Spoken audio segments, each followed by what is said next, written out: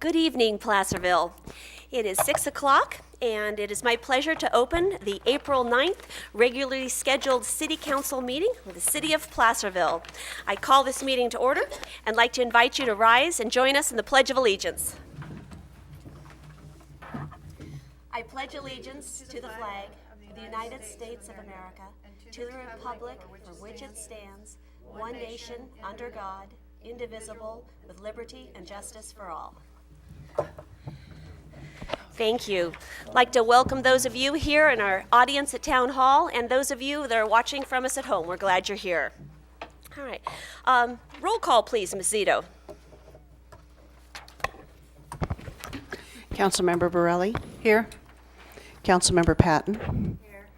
Mayor Mattson? Here. Councilmember Wilkins? Here. Thank you. And now we move on to item 3, announcements to the public. And I will turn the first announcement over to Mr. Ewell. Good evening. Thank you, Madam Mayor. Good evening. First of all, I'd like to invite everyone out to the 26th Annual Spring Fishing Derby and Casting Contest. That's this Saturday, April 13th at Lumsden Park. Fishing times are 9 to 11 for toddlers through the 2nd grade and from 11 to 1 for grades 3 through 8. And we'd like to have everybody in the community come on out, enjoy the fishing, and check out all the park improvements that have been made at Lumsden. So come on out.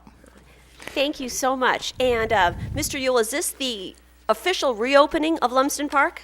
Yes, it is. This will be the first time that the gates will be open and all the fencing will be down. We'll have the new turf area available for families. There's new fall surface under the play equipment. The restroom facilities have all been redone. Wow. So it should be a great day. And it sounds like the weather's going to cooperate this year. Well, that's wonderful news. Thank you so much. And speaking of parks, our parks are just exploding in the city of Placerville.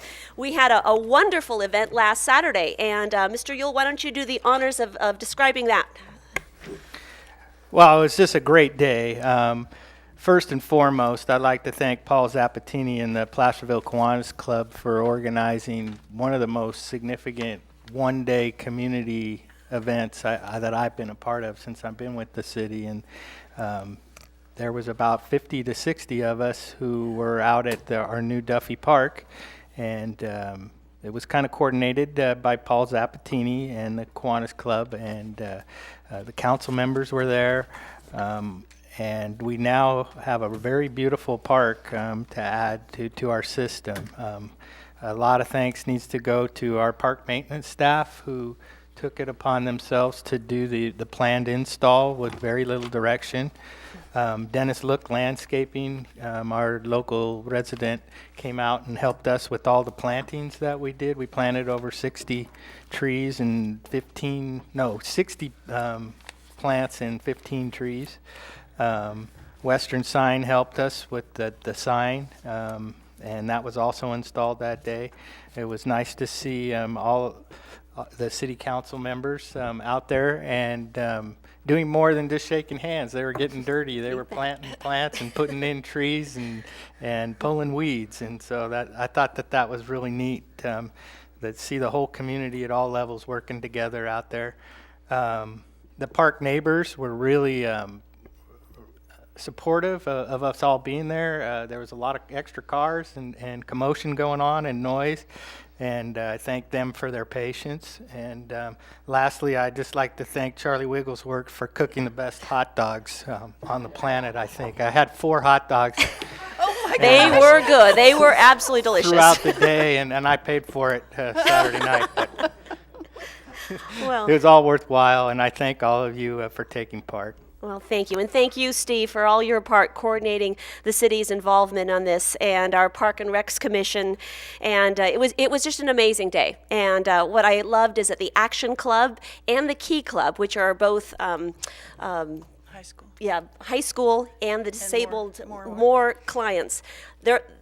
I'm not, just, my tongue is tied tonight, but they are part of Kiwanis's outreach. And they were there too, working with all of us. And then Kiwanis invited all the neighbors down. And as the morning wore on, 25 neighbors came out. So it was an amazing gathering of community. And this park, I understand, has been over 20 years in the making. So it was a significant event that we now have a new park added to our inventory, and that it was such a wonderful celebration. And are there any other council members that were there that want to have any comments? I do. I figured you did. Yeah. Well, I am excited to say, yes, the park is beautiful, but I just have to say that my children were the first 2 children officially to play on the beautiful equipment, and they loved it. It was very exciting. So we have a firm endorsement for how fun they are. So encourage everyone to come I out. just wanted to say too that I tell you, when I came down the hill, and it just looked like a little colony of ants. I couldn't believe all the people that were out there. It was helping out, and how gratifying to see all those young people. Unfortunately, we read about some of the bad situations and stuff, but all these young people, so energetic and so just so supportive of the whole idea, and they were just working and pulling those weeds, and I don't know, that dump truck was really filling up, so I think they pulled a lot of weeds. Anyway, Steve, thank you, and again, thank you to Kiwanis. That's really an asset, another asset to our park system. And thank them for the playground equipment, which was a $30,000 donation to our community. That was amazing. So, fun day. The next announcement I have to make is there is going to be a celebration of astronomy on Saturday, April 20th from 7 to 10 p.m. at the Community Observatory at the Folsom Lake College. And there will be night sky tours. There will be special docents there talking about comets, and asteroids and more. It's a free event, rain or shine, and so encourage everyone to come out to that quite amazing observatory. And if you haven't been there, it's a tremendous asset to our community and a really fun event this Saturday, April 20th. And now, something I don't want to do, I'm going to turn this over to our city manager, Mr. Morris, for an announcement that we're all really not happy about. Thank you, Mayor. I was just thinking maybe we should have started with the bad news and end on the good news. Yeah, This so has we'd all have been an good. uplifting. Unfortunately, I have an announcement to make. Our Development Service Director, Mike Webb, who's been with us almost a year now, has accepted a new position back with the City of Davis, where he came from. And I just need to say we will sorely miss him. I don't fault him. It's a great opportunity for him, and anytime he can take advantage of that to improve himself and his family, I support him on that. To our loss, Mike has been here, as you know, approximately a year now, and I don't have enough good to say about him, and I've talked to other staff members that reiterate that he will be sorely missed. And our only hope is that we thank you, Mike, and we hope that we can continue going forward with what you've started, because you've got us on the right track, and we look forward to continuing that going. So with that, I'd like to give Mike a few moments to make a statement also. Absolutely. Hello, good evening, Mr. Webb. Thank you very much, Cleve. Madam Mayor, City Council, staff, and citizens of Placerville, after much consideration, I have elected to accept an offer of employment to serve as the City of Davis's Director of Community Development and Sustainability. As Cleve noted, certainly not an easy decision to come to, with many challenging issues and projects in Placerville still to work on. Not an easy decision, but ultimately concluded that it was the right one for me and my family. The time that I've been able to serve Placerville has been both professionally rewarding and personally enriching. I've come to meet and get to know a number of people in this community over the last year, and it's been an extreme honor to do that. I feel privileged to have had the opportunity to work with you, the dedicated department heads, staff, city council, commissioners, and citizens who share a passion for fostering and improving this city. Thank you for the support that you have shared with me during my tenure. My last day with Placerville will be May 9th. In the interim, I will be working closely with Cleve to ensure as smooth a transition as possible over the next month for the department and for the city. think the vision and goals that the city manager and the city council have set out to achieve will take Placerville into a bright future. I hope that my efforts with the Development Services Department to date have helped lay the groundwork in support of your vision, and that my successor will continue to implement those initiatives. The city is certainly blessed with a very talented and dedicated staff, and I will miss working with each and every one of you, and thank you again for the opportunity. Thank you. Thank you, Mike. And I would like to reiterate what Mr. Morris says. We will all miss you very much, and we are very grateful for the path that you've put us on. And we wish you, well in this progressive step in your life. And I have full confidence that you will leave a legacy, that you, like I said, you've put us on the right path, and we're going to continue that boldly forward. And we thank you for your contributions so far. And all of us, I'd just like to assure you that we just found out about this yesterday, and I have full confidence, as we all do, in our city manager able to recruit and fill this position so we can move forward. And I'd like to assure our citizens that this council will be working closely with our city manager to assure that we don't have a backward step at this point, and that we move boldly forward and continue the good work that Mr. Webb has started. So thank you. All right, with that, we move on to closed session report, and we did not have a closed session, so nothing to report. Adoption of the agenda. Do we have a motion? So move. Second? Second. All those in favor? Aye. Aye. The agenda has been adopted. Move on to item 6, ceremonial matters, none scheduled. With that, we come to item 7, public comment. First of all, is there any written communications? Mr. Morris. There are none. I just wanted to note, though, for the item 10.1 on the agenda, there is a revised resolution. The numbers changed slightly, just so you know, and copies of those are available in the back on the table for the public if they would like to see those. All right, thank you. And with that, we move on to item 7.2, oral communication. And this portion of the meeting is reserved for persons wishing to address the council on any matter not on the agenda. And we cannot take action on any item. And please limit your comments to around 3 minutes. And please state your name for the record. And with that, I will open public comment. Good evening. Hello, thank you very much. My name is Richard Evans, 2491 Dina Court.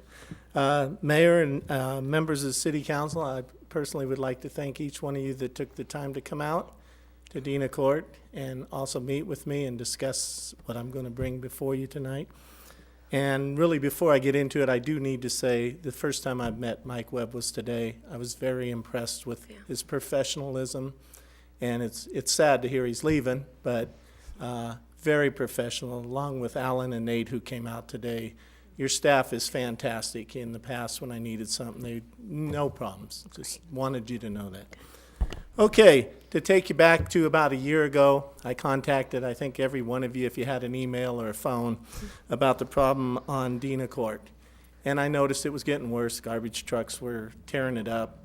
2 trucks a week instead of 1, and the hammer thing that goes up and down. We kept moving our cans. They kept breaking the street up.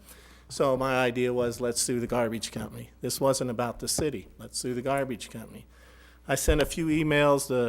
The city manager responded, I believe, in a couple of them, and said it's up to the city to provide a street for the garbage trucks to go on, along with fire trucks, anything else.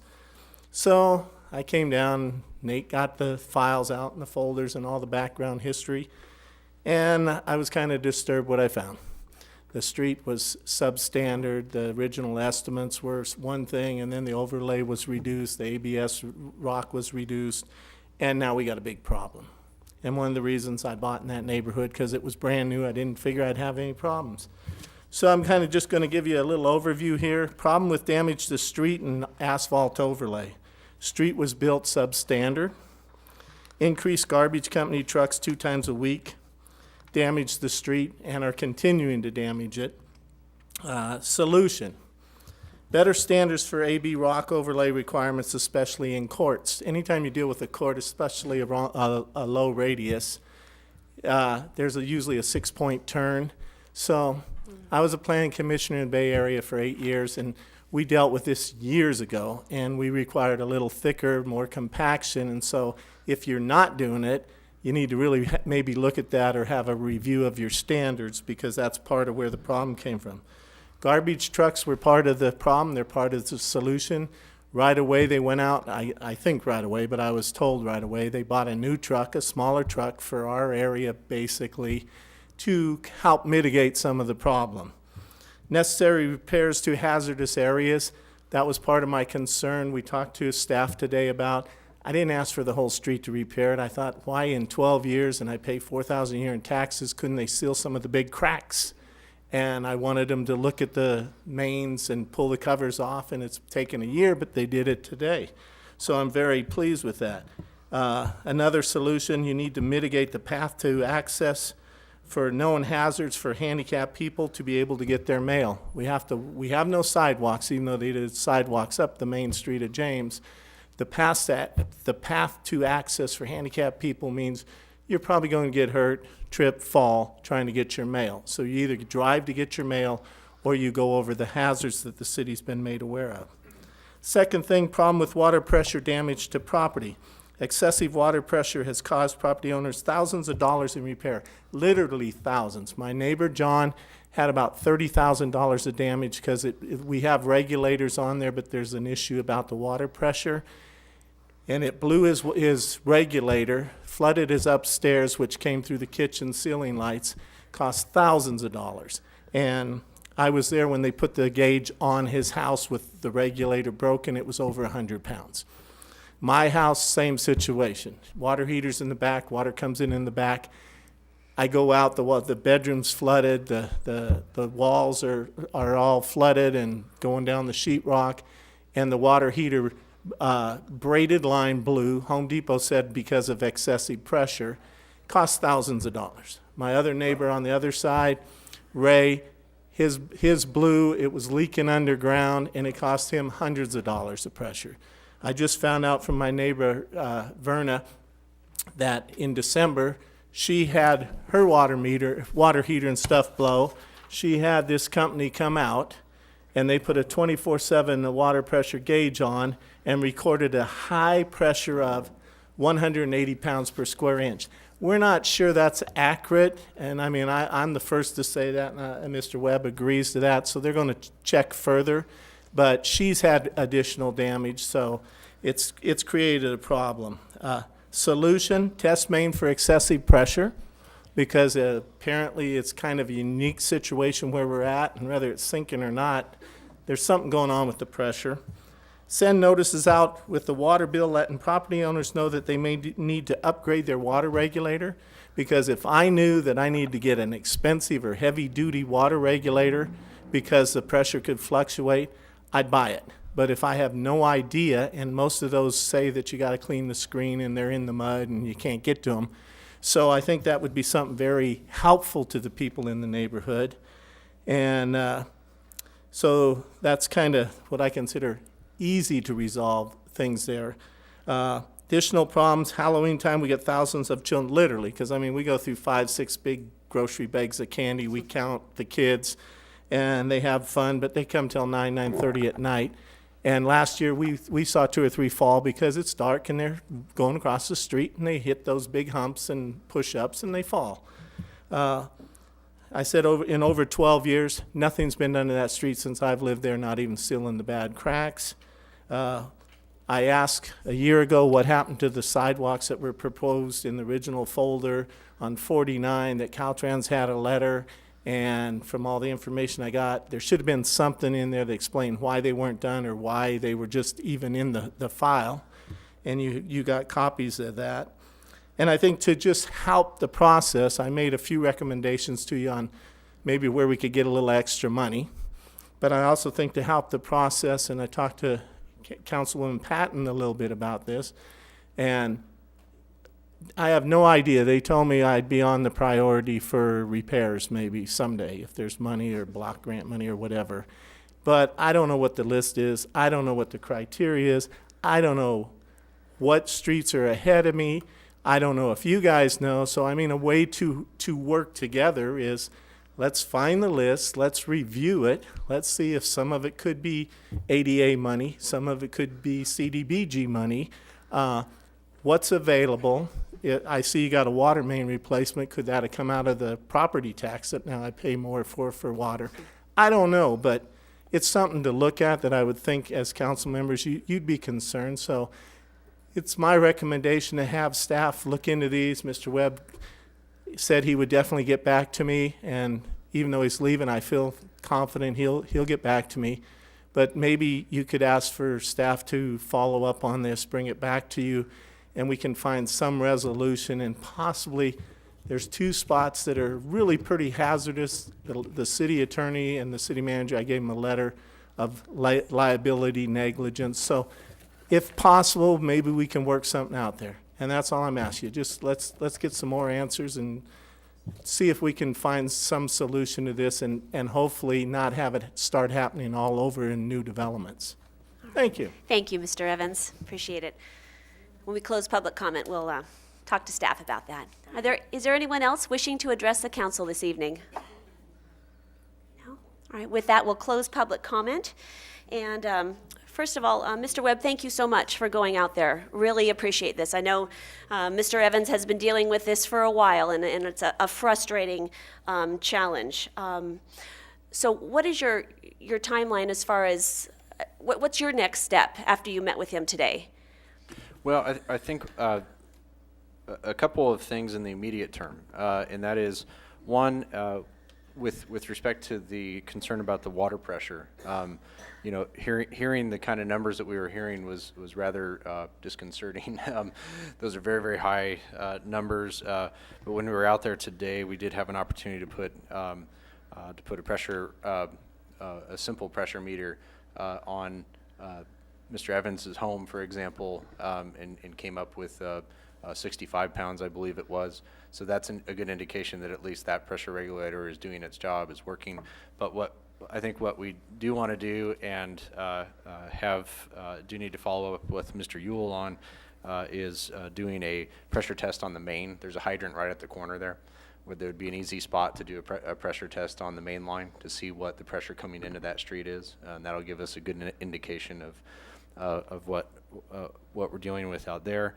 And that can be done very easily, and in fact, we could actually turn it into a training opportunity too, for our crews.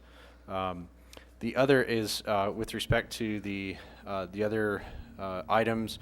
You know, I would like to have the opportunity to get together with our city engineer and Mr. Ewell and Cleve to discuss kind of a plan of how to go about researching some of these issues to make sure we're dealing with good information, and then prepare a response to Mr. Evans.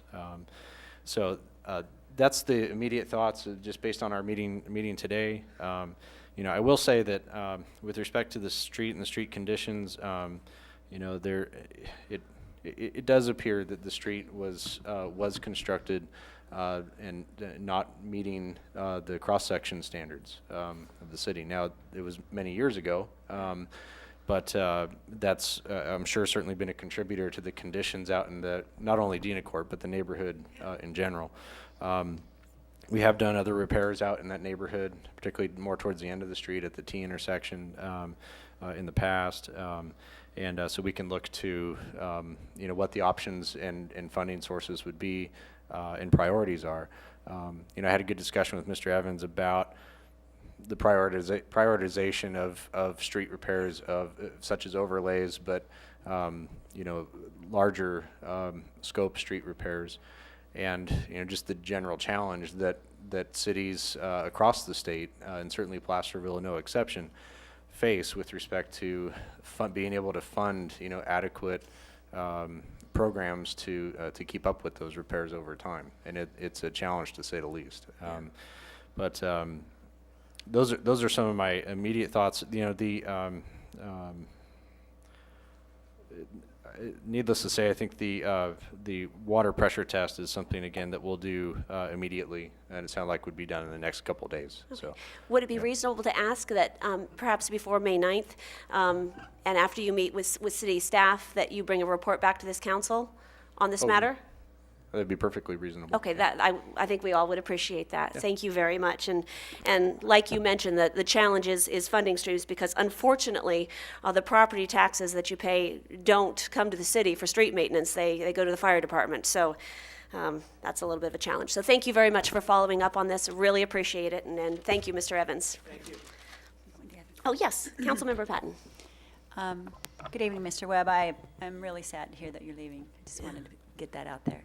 That being said, is there such a thing, I know, of a wish list, if you will, of priorities as we have money, more of a long-range planning? Is that part of our budget process here in the city?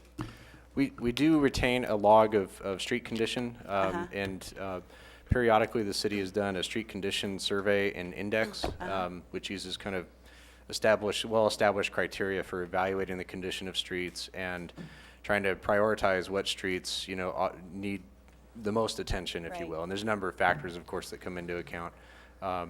It may be time to revisit that list, and that's something I know that one of the questions that Mr. Evans had is, what is the criteria? What is that list? How does it? And we can report back on that to the council as well and give you some further info on I'd that. love to see that. Thank you. Yeah, excellent question. Yes. And real quick along those same lines, I know Mr. Evans did mention this in your answer, but I've had in the past, several people ask me, when's our street gonna be fixed? So, and I don't have an answer, but if we do have a list, if you do make one and make it available to us so that we can let the public know where they are on the list, it might help, to help us to, and I have to tell you, I was just at a CalCog meeting with it, that it included people from Mendocino clear down to San Diego, and we're all suffering from this problem, the infrastructure repair, and there's just no money. So, Mr. Morris, comment? Yeah, I just want to mention, as Mike mentioned, that list is not necessarily a priority list. What it does is it ranks the streets in terms of condition. Now, you could say the one with the worst condition is the highest priority, but that's not always the case. It Right. depends on traffic and use of the street and where it's at and funding that is available to actually fix it. It may be the higher priority, but it may be that the small street, because the condition needs complete reconstruction, takes all the money just for that little street. You may decide that's not your highest Right. priority. So there's a number of factors that have to go in there. So the priority list we're referring to as a ranking of the condition of the streets more than a priority list. So. Great. Well, that makes sense. Thank you for that clarification. All right. Well, thank you very much for following up on that. All right, we move on to item 8, the consent calendar. All matters listed under the consent calendar are considered routine and will be enacted by one motion unless any member of the council wishes to remove an item for discussion. Does any member of the council wish to do that? I'm going to pull 8.5.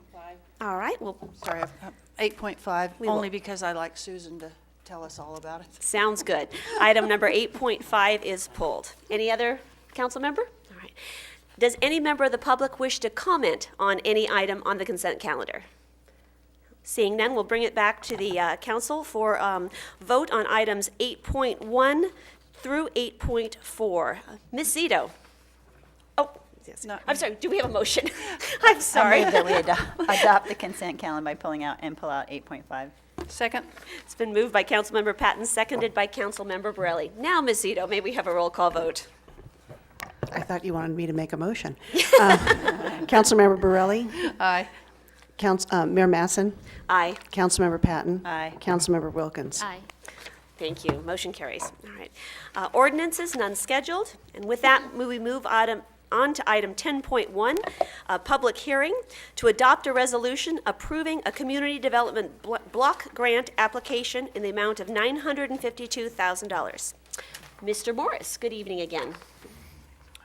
Thank you, Mayor and Council, and myself and Mike Webb will tag team on this, and unfortunately, our consultant was supposed to be here. I don't see him here yet tonight, so don't know if he got stuck in traffic on the way up or what, but I think we can answer most of your questions, I hope. So, the Community Development Block Grant Program has changed over the years, and most recently, most recent, it's called the NOFA, the Notice of Funding Available, came out in January and has an April 12th due date for applications, which is, as you know, a couple of days away.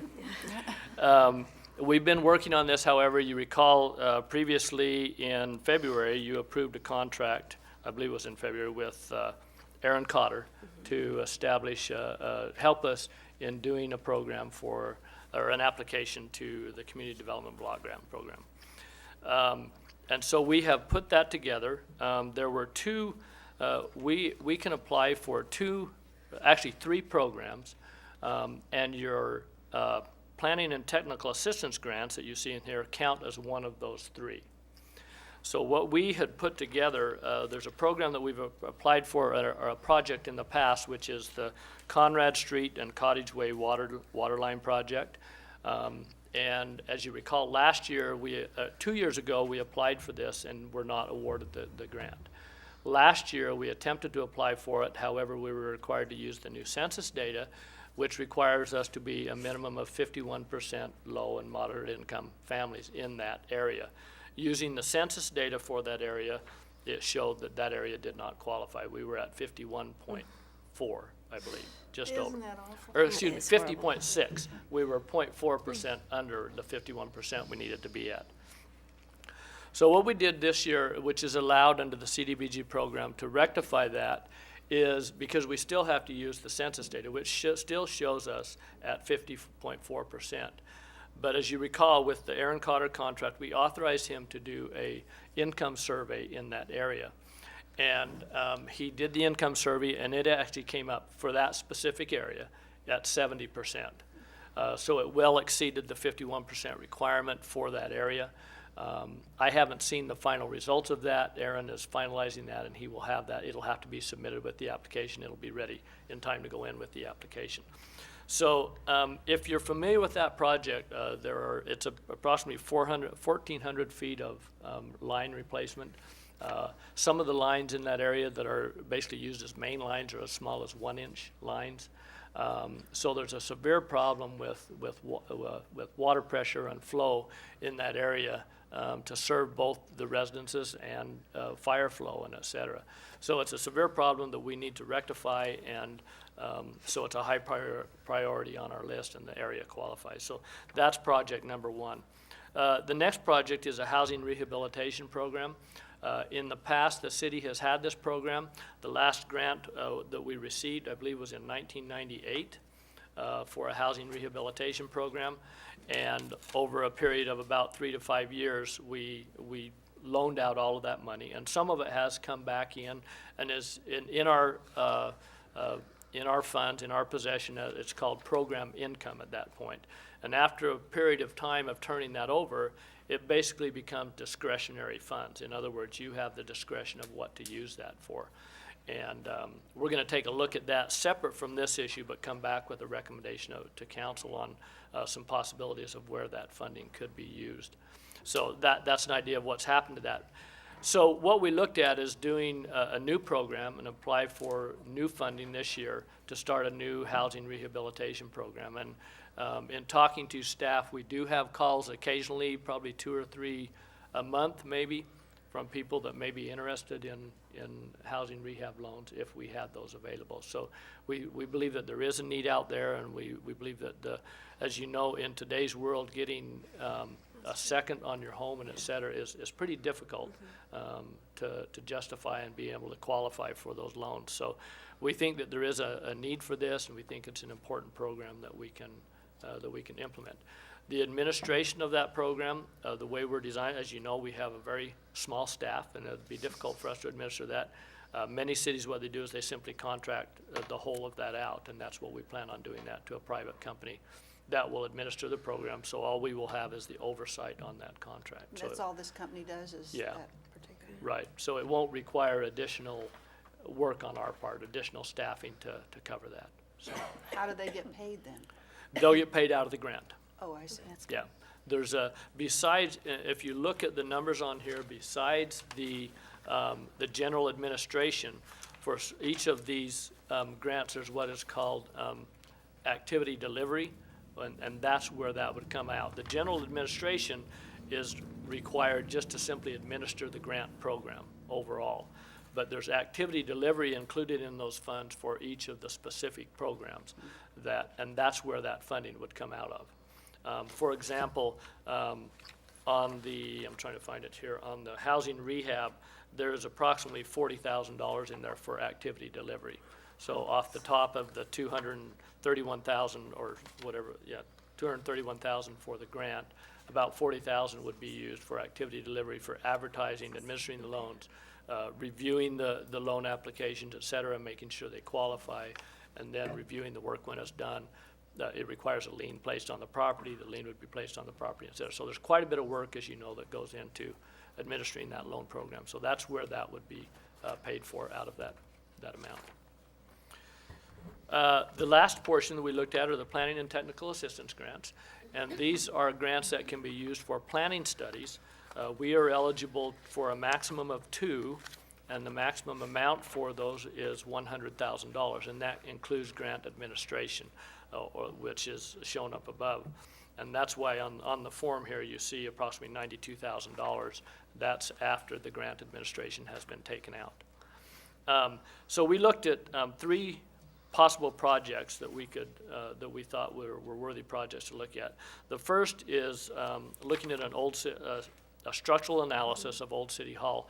As you know, we've gone through a lot with those buildings in the last year, and we feel that being able to come up with a structural analysis which will give us the seismic structural strength of the building, and then it will propose what the fix is for that and give us a cost estimate of what it will take to fix it. The estimated cost to do that is $37,000, and that's an estimate that we received from a structural engineer to do the work. When we get to that point, we will have to do RFPs to get the work done, but at this point we use that as a benchmark of what it would cost to get it done. The second project under the planning and technical assistance grants that we considered was the Placerville Drive form-based codes. As you recall, about 1.5 years ago, we received a grant, or we thought we received a grant, that was implemented or administered by the local government commission. And what they did is they ranked each of us, and I think we were number 7 on the list, as I recall, number 4 on the list. Thank you, Mike. And they started at the top and did the first program and went down, and unfortunately they ran out of money before they got to us, even though they told us we qualified. And we were It's more awarded of the our grant. good luck. Yeah, so, and that was for approximately $50,000. So we took another look at that at this point. Mike has done some review of that and talking to consultants who do that type of work to see what it would take to do that. And so we wanted to propose that we move forward with that, Placerville Drive form-based codes. And the money that we put in here is basically the difference between the cost for the Old City Hall structural analysis and the $100,000 that we're eligible for. So that's where that figure came to. But Mike did call and verify that approximately around $50,000 is something that we can accomplish with that amount. So it's not just a dollar figure. That's about what it will take to do that. The last project we looked at and considered is a citywide income survey. Now, you heard me talk about previously about the Conrad Street water project and the possibility of how we had to do the income survey for that. It is also possible for us to do a citywide income survey, which if it comes out over the 51%, we would then qualify to do projects anywhere in the city, similar to that infrastructure project. And so that was a consideration we looked at. The income survey would be good for approximately 5 years after we did it. One thing to look at under the new, and in line with that, under the new CDBG program, they basically look at it as a 2-year program. In other words, we're applying this year. This funding will become available to us in approximately January of 2014. And so they wouldn't consider us, I don't know if it's even eligible to apply next year, but we wouldn't be eligible to apply for the following year, until 2015. The reason I bring that up is in a 5-year period, you would probably be able to apply for 2 grants approximately during that time. So that's a consideration that we looked at. The other thing with the citywide income survey is you can do the work, but according to the people at HUD that Aaron Cotter, our consultant, talked to, if it comes in less than the 51%, we have to pay the money back. So we paid the money back out. We would get the money from the grant. However, we would have to pay the money back if it comes in under the 51%. So there's definitely a risk that we take in doing that. And we did get an estimate to do that, and the estimate on that was $35,000. As you look at these dollar figures, the reasons they don't match up to the numbers I'm giving you, there is the general administration has to come out of the $100,000, and we're required to provide a $5,000 match to the $100,000. So putting that on top of those numbers is why we arrived where we're at. The last thing I wanted to mention before I open it up for questions is I've given to you, as I mentioned, a new resolution. If you look at those numbers, they're a little bit different. They're 1,000 or 2,000 off than what I provided you in the report.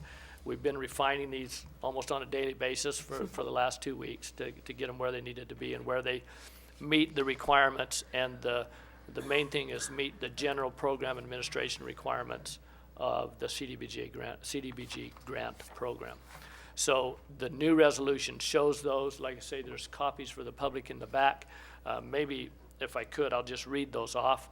The general administration, rather than the 68,000, would be 66,419. The public improvements Conrad project does not change. It's 560,000. The housing rehab program changes to 232,558. And the other 3 programs, or the other 2 programs actually that we're recommending, the Old City Hall structural analysis changes to 37,209, and the Placerville Drive form-based code changes to 55,814. And those numbers still add up to the total of $952,000. As you can see from the resolution, staff's recommendation on this is to approve the 2 main projects, and then we recommend that we do not consider the citywide income survey because of the risk and the possibility that we have to pay the money back. Also, it would only be good for two terms, and we'd have to look at redoing it again. And for that reason, we're looking at recommending the other 2 projects. And those are the 2 projects that are included in the new resolution that I provided to you tonight. So with that, I don't know, Mike, if you did I miss anything that you would like to add at this point? No, nothing at this time, Cleve. Thank you.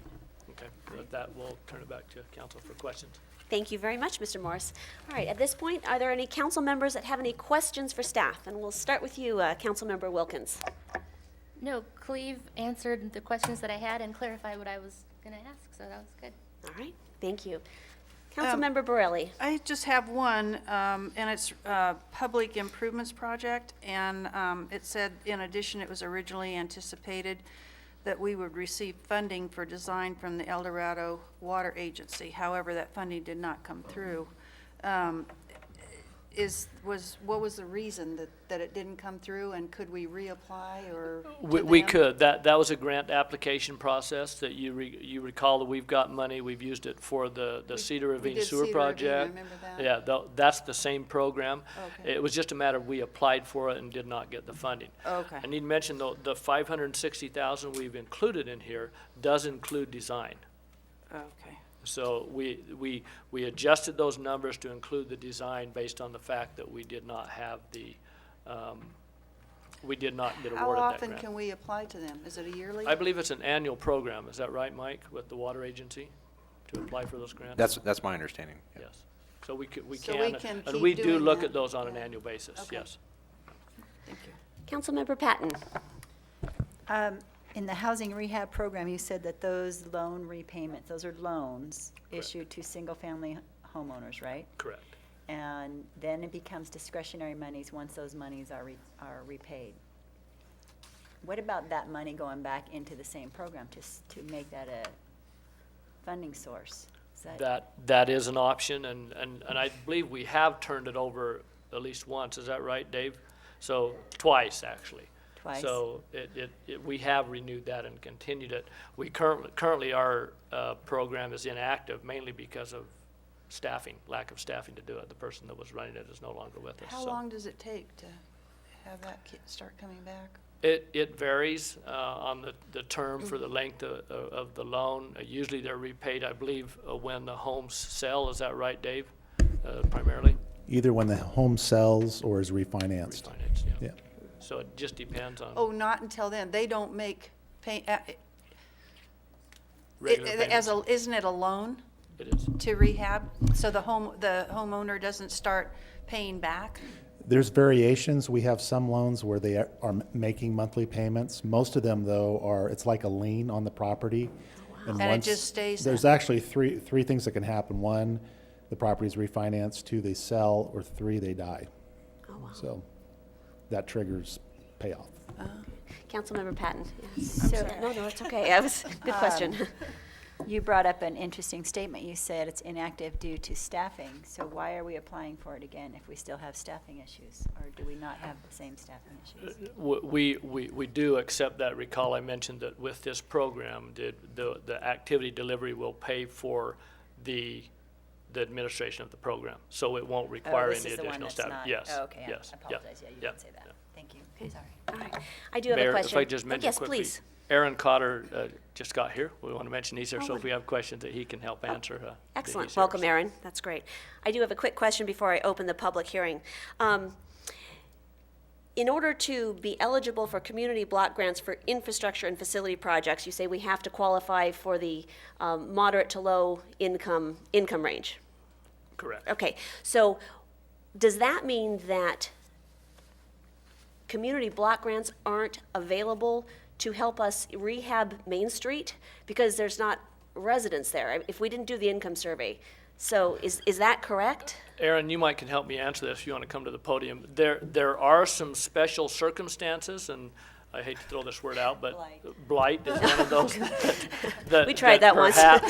perhaps could help us in qualifying for that. But the easy way is to meet that low mod income requirement.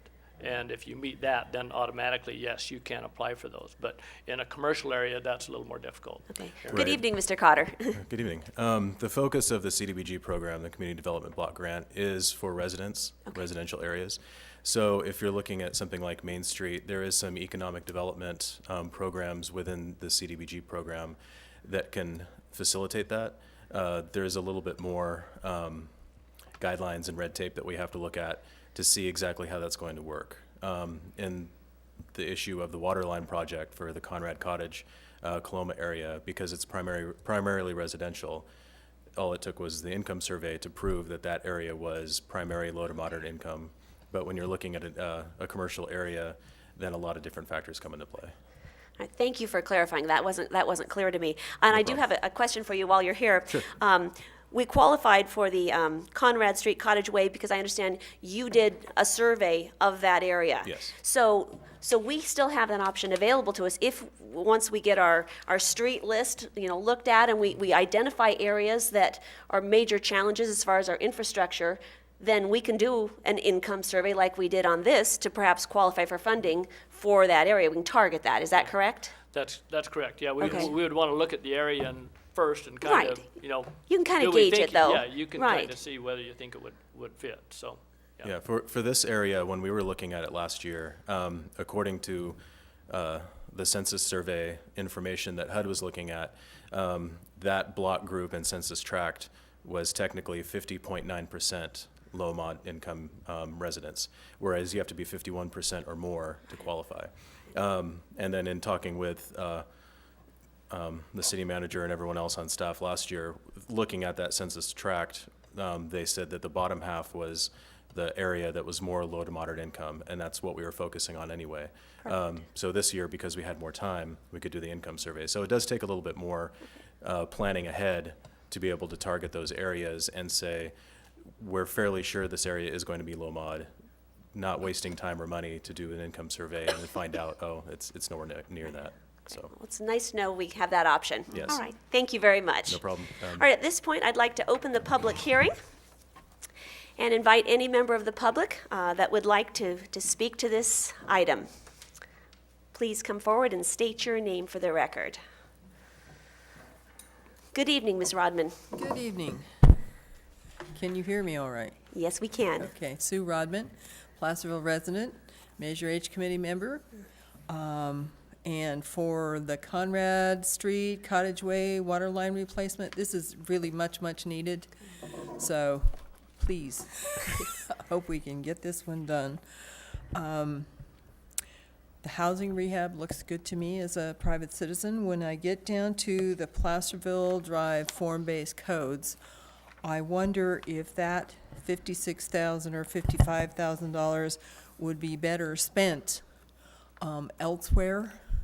It seems to me like the Planning Commission and the Economic Development Committee that we have could take those form-based codes on without spending $55,000 on them. I'm not sure that we could put it toward what I was thinking, but I'm thinking of design to fix that bridge on Placerville Drive is a planning thing that needs to be done, to me, far more than form-based codes. Form-based codes would be nice. That Placerville Drive bridge is a hazard as it sits right now. And so is the road between Escaton Village and Broadway. And those both need design and engineering, and it seems to me like those would be good to do planning that would make more sense to me than form-based codes. Form-based codes are nice, but I think until we have good infrastructure to support those, it really won't matter. All right. So that's my input there. But yes, yes, yes on Conrad Street and Cottage Way water lines. Those are a 1-inch main. That's not a main. That's a minor.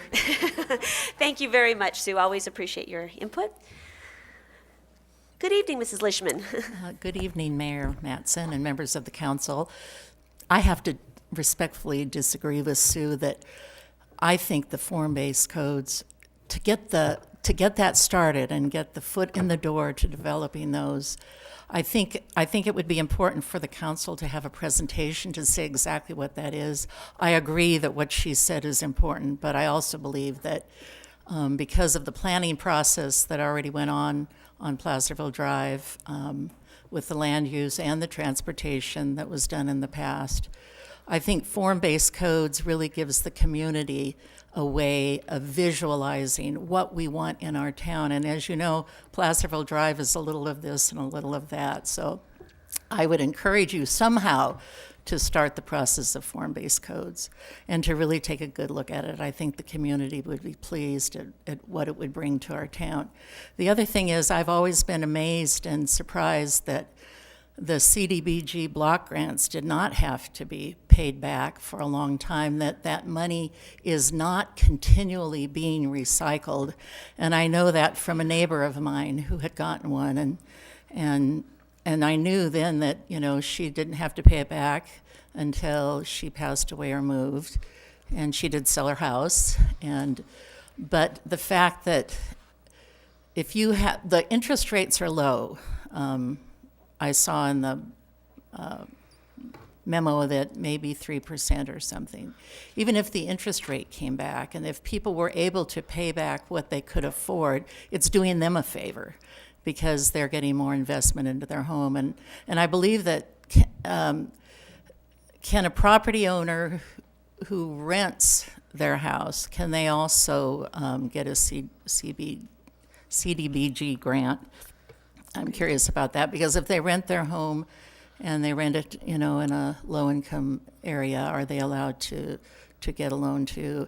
And, you know, I really feel that a lot of our older housing is really what becomes affordable for people.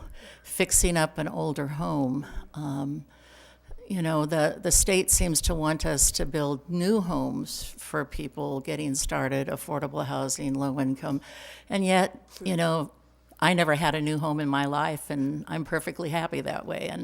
And I think a lot of people, you know, buying our older homes, and it's really doing our community a favor to fix up the older homes, but being able to recycle the money and encourage people to pay it back on an ongoing basis. And I like the idea of the money that's been used to go back into that. I think it does a big benefit to the community. Thanks. All right, thank you, Kathy. Good evening again, Mr. Evans. Thank you. Richard Evans. Didn't plan to speak on this, but I want to. I'm glad to see you're putting in for block grant money. It can be very effective. I had the opportunity to be on one of the first CDBG commissions in the Bay Area. And we said, God help us, don't open it up to all these social activities and that, because the money's just gone. And it really was for blighted, and it's changed over the years. And I learned a little bit tonight just about the changes in it. But I just want to say on the housing rehabilitation program, we started one early 80s, I think it was. Neighborhood Housing Association, Jack Morris was handling it, and got a lot of feedback and a lot of negativity. It was in a really poor area that was just going downhill bad. Gang problems, police problems, they were always having to go out there. And we decided that was very important to put that money into the Neighborhood Housing Association. We didn't put a lot, seed money, with pretty much, we wanted to make sure that anywhere possible get matching grant money in that. And Jack Morris took that program and turned that whole neighborhood around. He made the property values go up, pride in ownership, and that's something that's very important. A lot of people want to take care of their homes. They don't necessarily always have the means. They started buying empty lots, building houses kind of like you do with the Jimmy Carter program and that, and then selling them and putting the money back into the program to the point we didn't have to support it any longer. So the potential's there for a lot of things. They got into, you always turn in the old latex paint, so we had the transfer station collect it. They filtered it and give it back to the community to paint their houses for free. We didn't care who they were because we got tired of looking at their ugly houses. So I just wanted to say, CDBG money was really blighted, intended money for fixing up. We used it for replacing a water tank, sidewalks in an area that really were bad and needed it. So stay focused, keep it simple. And the best you can hope for is if you fix the neighborhood up and the houses, you're going to cut down on city costs on crime and everything else. So good going. Thank you. Thank you for the endorsement. Appreciate it. Is there anyone else who would like to speak to this item? All right, with that, I will close the public hearing and bring it back to the council for comments. We'll start with you, Councilmember Patton. Well, I like the idea, certainly the Conrad Street and Cottage Way. I'm going to go back to when we were first looking at prioritizing for something else, and I said I like putting money in where we can get a return on our investment. And housing rehab makes a huge return on our investment. And I also agree with Kathy Lishman about form-based codes. I sat in on the Placerville Drive vision sessions and transportation sessions when it's really difficult to put to grasp what do you want your community to look like? And I know Wendy was very involved in the Broadway Village vision sessions, but form-based codes can give you focus on what you want it to look like, not necessarily whether there's going to be a grocery store there or a industrial site. It makes you focus on what it is you want as a community, and I think it's important for us to stay looking in the long-range goal. Placerville Drive has some huge areas that can be developed, and they could change the face of that commercial district. And I agree with Sue Rodman that bridge is horrific, but that bridge, it also qualifies for different sets of monies. So I'm not discounting the need to fix that bridge at all, but I am saying I believe that we should stay focused on form-based codes. I heard it at the Placerville Drive Visioning Center sessions. I heard it when we were involved in PACT, the Placerville Area Convergence Team. People who are, communities that are a little more progressive thinking about, what it is you want to define your community rather than let development happen as it will. are very fond of form-based codes, and so I would like to see this commission stay. I like the idea. I'm a little bit bothered by the City Hall structural analysis, but that's my least favorite of them all. All right.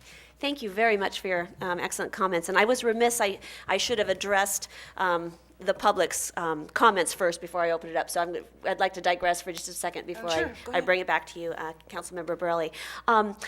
Mike, could you just very briefly explain form-based codes? Because Carol gave a rousing endorsement for them, and I know they are very, very helpful, but it's hard to understand it if you aren't familiar with them. Yeah, no, appreciate the opportunity to do that. Form-based codes, very simply put, take the focus off of, in typical, what we call Euclidean zoning. You have a list of what land uses are permitted uses, which ones are conditionally permitted uses in any given zoning district. The form-based codes really takes a wholly different approach of saying, let's not focus on the use, land use per se, that may change, a particular use of a building may change and go from one thing to another, from office to retail to medical office, for example, over time. Form-based codes really takes the approach off of and focus off of a list of specific uses, and puts the emphasis really on the physical form. What type of building envelope, what type of massing and scale, setbacks, relationship to the street, parking. Is parking out in front on the street, or is it more tucked behind a building, for example? The relationship to the auto and pedestrian environment. Those are really at the forefront of form-based codes. And really what form-based codes do is recognize that land uses and the uses of buildings can change over time, not only from year to year, but decade to decade. It really recognizes that buildings are constructed and last, in certainly the case in Placerville, can last for 100 years or more. But uses over the decades tend to progress much more quickly than that. Looking at a use such as STEM Express, for example, when zoning ordinances, first really came into being, in the 60s, 70s, that type of use I don't think would have been anticipated. But a form-based approach really, again, takes that focus off of specific uses and allows the zoning to really endure time much better than traditional zoning. So that's one of the real advantages to it. What it does require, though, is quite a bit of design focus and public participation. And that's hence the grant application a couple of years ago, hence the necessity for some of the cost to do it. It's a substantial effort to get the community in the same place as to what the vision for that area might be. And it takes quite a bit of technical knowledge on how to do that. So the idea that our Planning Commission or Economic Development Advisory Committee, could perhaps do that, that's just not possible. It requires it takes an kind of expertise. two, really almost three skill sets combined into one, and that is extraordinarily good public outreach skills and public engagement skills, and it takes kind of architecture and design skills, but also good land use zoning understanding of those principles, and really combined into one team at least. Yeah. All right, thank you. That's very helpful to. Yes, Councilmember So Borelli. if somebody was proposing to put a building, say on Placerville Drive, to do so, they would just have to build a building that not necessarily, they know what they want to put in that building, but that would have to be second on the list. In other words, the building would come first. Yeah, really the form-based code would establish the physical parameters for the building, the expectations, if you will, of the building form. The height, the scale, again, the setback, and it still has some semblance of use, because certain building forms are going to lend themselves to certain types of uses. versus others. You know, warehouse type building is not Correct. going to necessarily work, you know, for certain things. So, you know, some projects still would be perhaps driven by a particular use in mind that a developer has or a property owner has.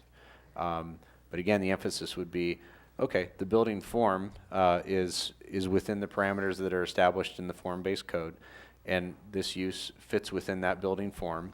But over time, that use may come and go, and other uses can go in without needing to go through like special use permit processes and things like that. If it fits in the building, then it's allowed to proceed. So maybe an unintentional form base would be, I'm just going to say, where the Mountain Democrat is moving in on Placerville Drive. It started out as a bank, and then it was Blockbuster, and now it's going to be the Mountain Democrat. Right. So it accommodated, you know, totally Yeah, different that's businesses. an example of so- a building that's accommodated multiple uses over the years, you know, without necessity for special use Right. permits and things, and that's really one of the potential advantages. And not everyone would see it as an advantage necessarily, but one of the potential advantages, particularly to a property owner, is knowing that they have flexibility in their tenants over time, and without saying, ooh, am I going to need to go get a special use permit for this? What are the conditions going to be? It takes a little bit of the unknown out of the equation up right. front. Thank you very much. And one further question we had from Mrs. Lishman was on the housing rehabilitation program. So 2 questions. Can we require a payback to the program? And number 2, can a property owner who rents out a house, can they qualify for the program? I think those are 2 excellent questions as well. You want, Mike, you want to do that, or you got those? Well, I think Or I as can far take a shot at them, and Aaron can probably help answer Yeah. the rehab one too. So as far as the payback to the program, I think that just depends on how we structure the loans themselves. So we get to decide? I believe there's flexibility in whether we require, as Dave Warren described a bit earlier, whether we require payment, you know, in lump sum at the sale of or transfer of a property, or whether we require more of a payment program. And Aaron, I may look to Aaron to help enlighten us a bit more on that. The question about the rental, and can a rental property qualify to get, you know, to apply for improvements? Well, the primary issue there is the property owner would need to qualify on an income basis. And so, if a property owner, you know, is, well, in fact, you could probably speak to that one too, Aaron. So All right. I can elaborate more perhaps after you respond. So let me No do problem. Hello again. Hello. For the loans, yes, the city gets to decide. Okay, good. Basically, if the city is funded through this, there will have to be a set of guidelines for the program that will be accepted and voted on and accepted within the council. That lays out the whole program, including how the loans are structured, what your interest rate is, modes of payback. So dependent upon all of that, the council will be voting on that Okay. if the program is funded. And also for renters, the CDBG housing program does cover renters. And Mike was a little bit amiss there. You only have to income qualify the people living in the home, if I remember correctly. Oh, okay. A lot of municipalities don't tend to focus on renters as much, just because there's a little bit more involved in it. But usually, if I remember correctly, because it's been a little while since I've dealt with that too, if you work on a home that's a rental, then the owner of that has to keep the rent low enough for low to moderate income individuals, and if they ever raise that, then the loan becomes due and payable. So there's some restrictions upon the homeowner for that program if they take a loan through it to work on their rental. All right, great. So there are some parameters and some guidelines in there that make sure that the money doesn't get used extravagantly. Great. That's very helpful. Thank you. No Mr. problem. Morris. I was just going to say, I think they have to put a deed restriction, so it's on title state that it has to Okay. remain low income. Okay. during the period of, Yes. until the loan is Great. paid back. And there are time restrictions on how long it has to stay low or moderate income rental. Thank you very much. And that's good news about that we get to decide on the loan payment, because I'm sure the council would like to have that discussion if this program is funded, because that makes sense. All right, with that, Mayor? we will, yes, Could I'm I just sorry. I wanted to Yes. respond quickly. I think Mike briefly mentioned it, but on the thought of the Placerville Drive Bridge, and I think maybe you mentioned it too, Councilmember Patton. The program that we're looking at, the Planning and Technical Assistance Grants, cannot go for engineering design. Okay. So number one, that would not qualify. And then it was already mentioned that we are working on that project. It's been a tough one. We had to actually close the project, and now we're starting over because some things that happened in the past on that. The bridge was designed, but not designed to the right width under the grant program. So we are reworking that, and that project will come back. We understand the importance of that, and we are looking at that. So. Thank you for that clarification. Excuse me, on both of those bridge projects, both Placerville Drive Bridge and Blair's Lane Bridge and Lane, those are both federal highway bridge project, funded. Well, the Placerville Drive being kind of a fresh look at it, fresh application for it, but Blair's Lane is active and moving forward. Yeah, that project's underway. Right, Yeah. right. Okay, great. Thank you. All right, Councilmember Borelli, your turn. Okay, just real quick about the bridge. I remember when all this was going on several years ago, we found out, and I don't know whether this is still true or not, that you can only apply for a bridge rehab one time. And so what we were, I think I remember correctly, that we were applying for a 2-lane bridge. And when we found out that that was the rule, we said, you know what? We're talking about redoing Placerville Drive to 3 or maybe 4 lanes at a period later on down the road. And so the question was, should we still continue asking for a 2-lane when that's, we're not going to be able to, so we're going to ask for a 4-lane and then maybe use the 2 outside lanes as bicycle or pedestrian walkways. Is that still the case? That's correct, yeah. And we'd look at it at a wider cross-section for the bridge, and then how that width would be used in an interim period, Okay. of course, yeah. All right, that's kind of off the Good subject. But I just clarification. Yes, I wanted to be remember sure that. that we're still. Good. Carol pretty much said the way I feel too, except that I do feel the need for doing the Old City Hall structural analysis. There's been, this has just been ongoing, and I think we really need to pin it down so that we know where we're going to go, so. Thank you. Councilmember Wilkins. Well, I agree with Patty about the structural analysis on the Old City Hall too, but I have a question about the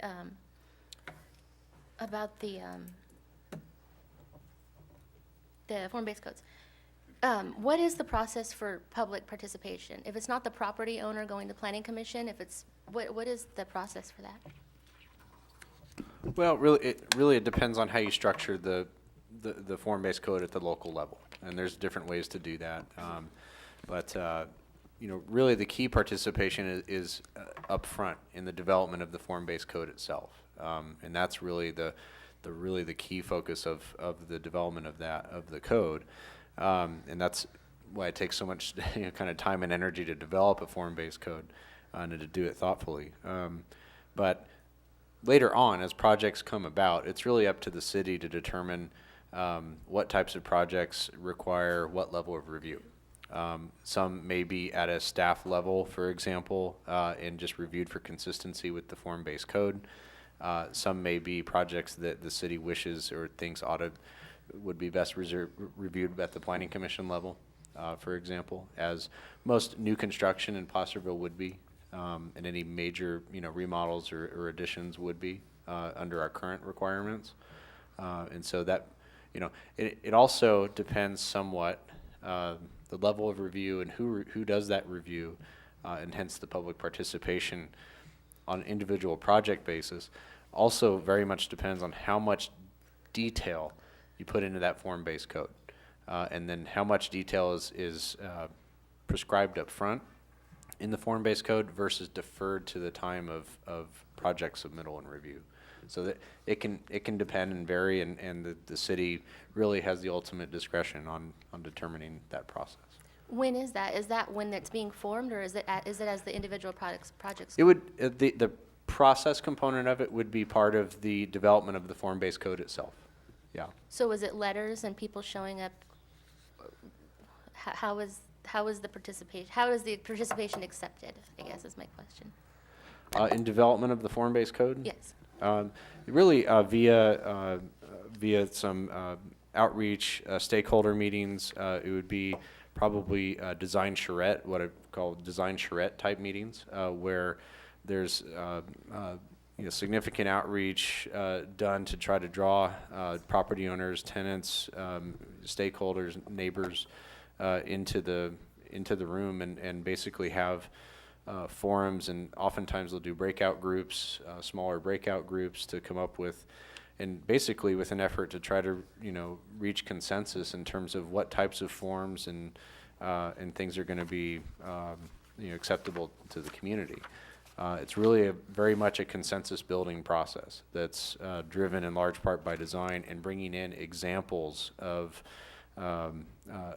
design and design components, and saying, hey, does this type of design reflect well in the community, and doing kind of what's called a visual preference survey, for example, is oftentimes part of the process, where there's a long oftentimes lengthy list of different types of architectural treatments, densities, what have you, presented to the community, and then reaction to those gauged to see where there's support for certain types of architectural treatments and building placements and masses and scales, and where there's not, and ultimately trying to converge down to a point of consensus is the ideal ideal scenario. So, All right, thank you. hope that helps. All right. I like the idea that it's a way to reduce regulations, perhaps streamline the process, and actively plan how our community will look. So, and I agree with staff's recommendation. Would anyone like to entertain a motion? I would. All right. Do you want me to read all 4 items, or can I just do an overall? I'd like to make a motion, we adopt a resolution of the City Council authorizing the following actions. Okay. Is that and listed as 1, 2, 3, 4. Do you want me to read them, did you say? You don't need Okay, all right. So Okay. second. All right, it's been moved by Councilmember Borelli, seconded by Councilmember Patton. And we don't need a roll call vote on this, do we? Or do we? Money. We're not spending money, it's a resolution, so. All right, so all those in favor? Aye. Aye, motion carries, thank you. All right, and with that, we move on to discussion action items 11.1. Status report regarding ongoing efforts to promote a safe, family-oriented environment at Benham Park, rather known as City Park. And we had a lively discussion at our last council meeting, and so, thank you, Mr. Ewell. What else do you have to tell us tonight about this? Yes, Madam Mayor and members of council and the community. In response to the concerns raised at the last city council meeting, the following kind of represents an overview of the ongoing effort to create that family environment that you alluded to. The Recreation and Parks Commission is working with city police and legal counsel to establish a park rules ordinance that can be enforced at the park and throughout our park system, for that matter. The commission has also assisted city staff in identifying future capital improvements at the park that include traffic calming strategies on Benham Street, wheelchair access throughout the park, remodeling of the Scout Hall building, and stabilization of the eastern slope of the park, including an extension of the brick seat wall that's prominent within the aquatic center facility. City staff is currently pursuing partnerships with both El Dorado County and the El Dorado County Office of Education to increase healthy activities within the park, such as an extended pool calendar and youth programs within the park. Park maintenance staff is doing their best to maintain the existing park amenities and be responsive to safety concerns and vandalism, and keeping the police department comprised of activities at the park. The city police has increased patrols and initiated the presence of the SHIELD volunteers who are who are now circulating through the park on a regular basis. And I would just say, in moving forward, I think it's imperative that we continue to monitor and implement programs and services to improve the conditions at the park. And with assistance from the Recreation and Parks Commission, bring back a proposed park rules ordinance for council's consideration. At this time, I'd be happy to answer any questions you have regarding the park. Oh, great. When are you expecting the Park and Recs Commission to have a recommendation for the council? In short order. It was back in September that they spent a considerable amount of time looking at other municipalities in Northern California and comprising a list of proposed rules. And so that laundry list has been put together and reviewed by our police department, and now it's in the hands of the city attorney to make some determinations over where best to put those rules and how to reorganize potentially our ordinances so that it's user-friendly to the community and enforceable. Great. So we're looking at probably before the summer season, not 6 months from now, generally speaking, or? If I might, Madam Mayor. Yes, good evening. Yes, we Mr. are. Driscoll. to answer Okay, your great. question, yeah. The Recreation Parks Commission did a rather global approach, if you will. Okay. Many ordinances, including those which relate to conduct, but not necessarily germane to the park. So what I've done is I've gone through most of the specifics. Am looking at other ordinances which could have an effect on the park, which they've enumerated in great detail.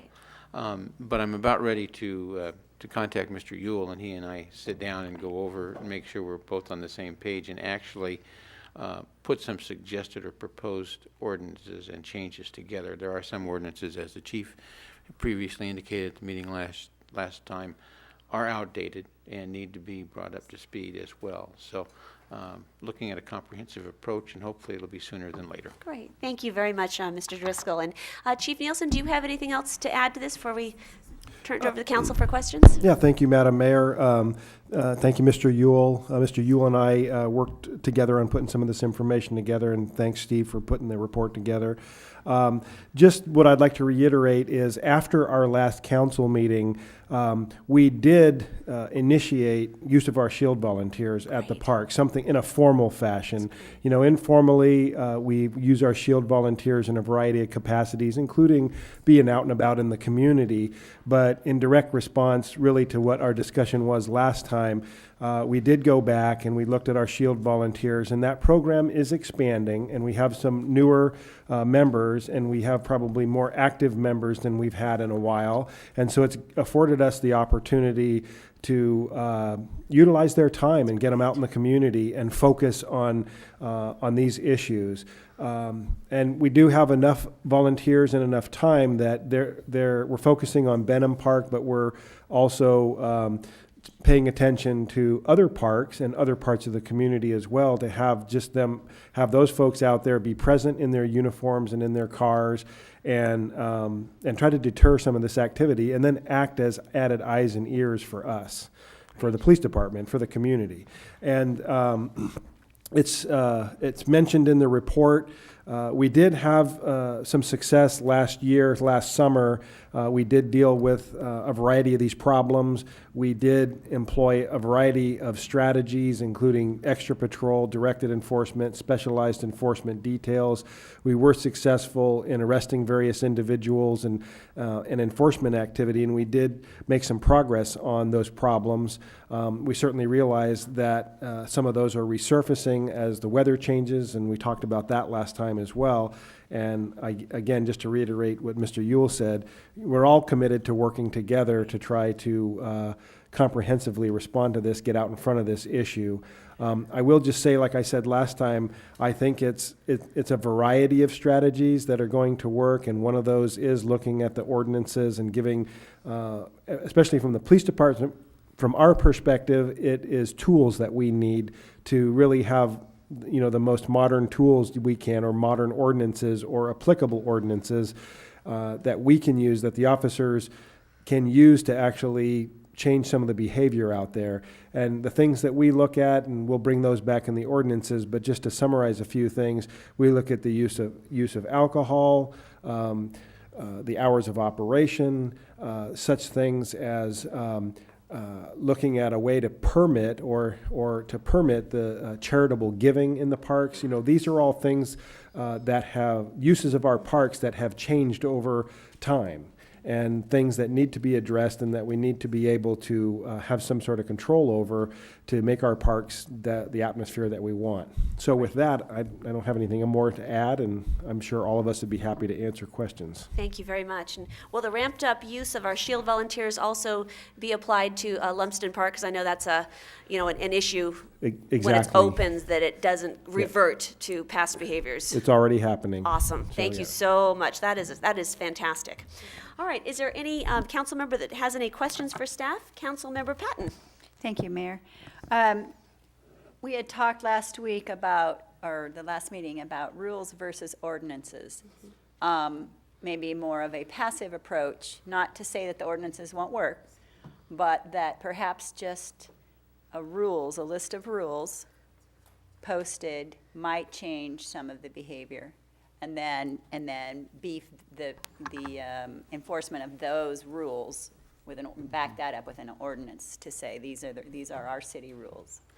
And if I might address your question or your comments, what I've tried to do in looking at this is look to ordinances to address what would be the major problems: hours of closure and operation, alcohol, smoking, those types of things. But for other items like swearing. making sure that the coals are out in your barbecue and stuff like that, regulations posted within the park would suffice, and we would have an ordinance that simply would make it unlawful not to follow those regulations.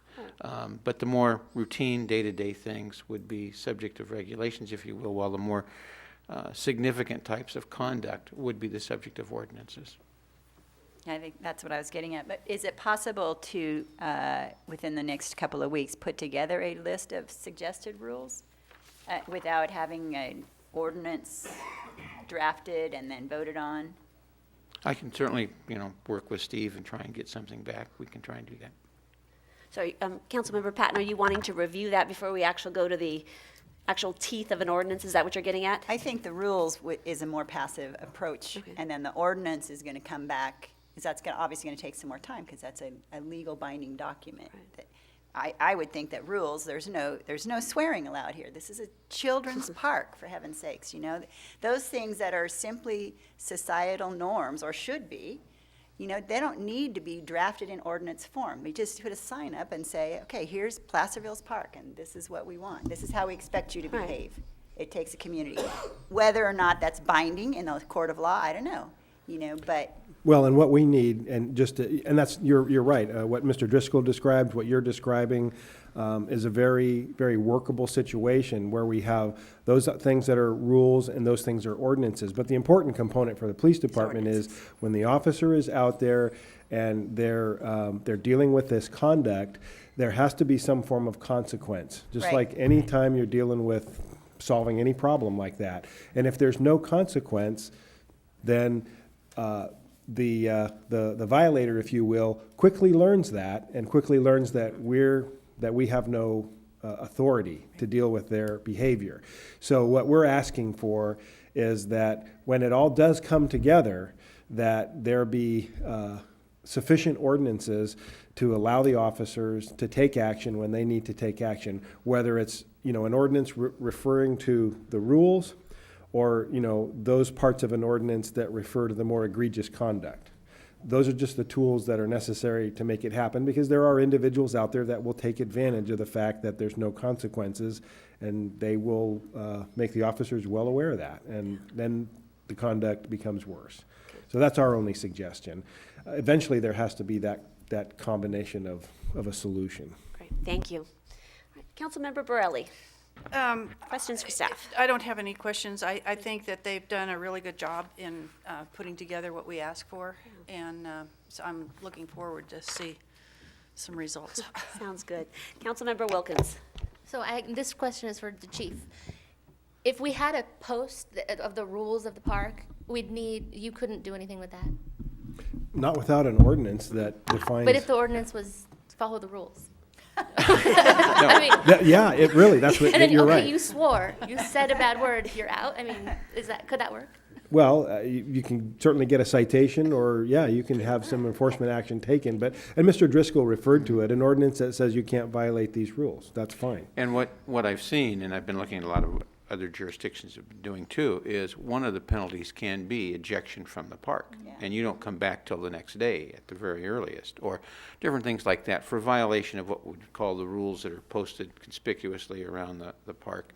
There could be other penalties associated with that, but for an ordinance, typically the penalty is much greater in the sense that it's either a misdemeanor or an infraction, which can mean a fine and potential jail time depending on the nature of it. So how does it work with like the minor infractions like swearing or just being, okay, so if you see somebody doing drugs and you see it, but what if somebody complains, these guys are being rowdy and they're using profanity? You get there, they're not going to do it in front of you. How would that work?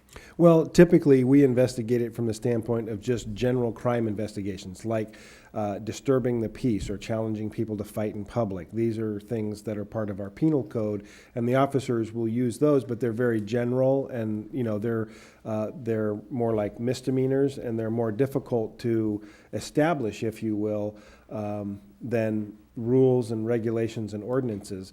Typically what we'll do is, like anything else, the officers have discretion, and they do try to solve problems. In many cases, they can warn somebody or advise them and basically put them on notice and solve the problem that way. But a lot of times it needs to take more enforcement action to actually get the problem to be resolved, and that's where citations are issued or somebody might be arrested if it's more serious.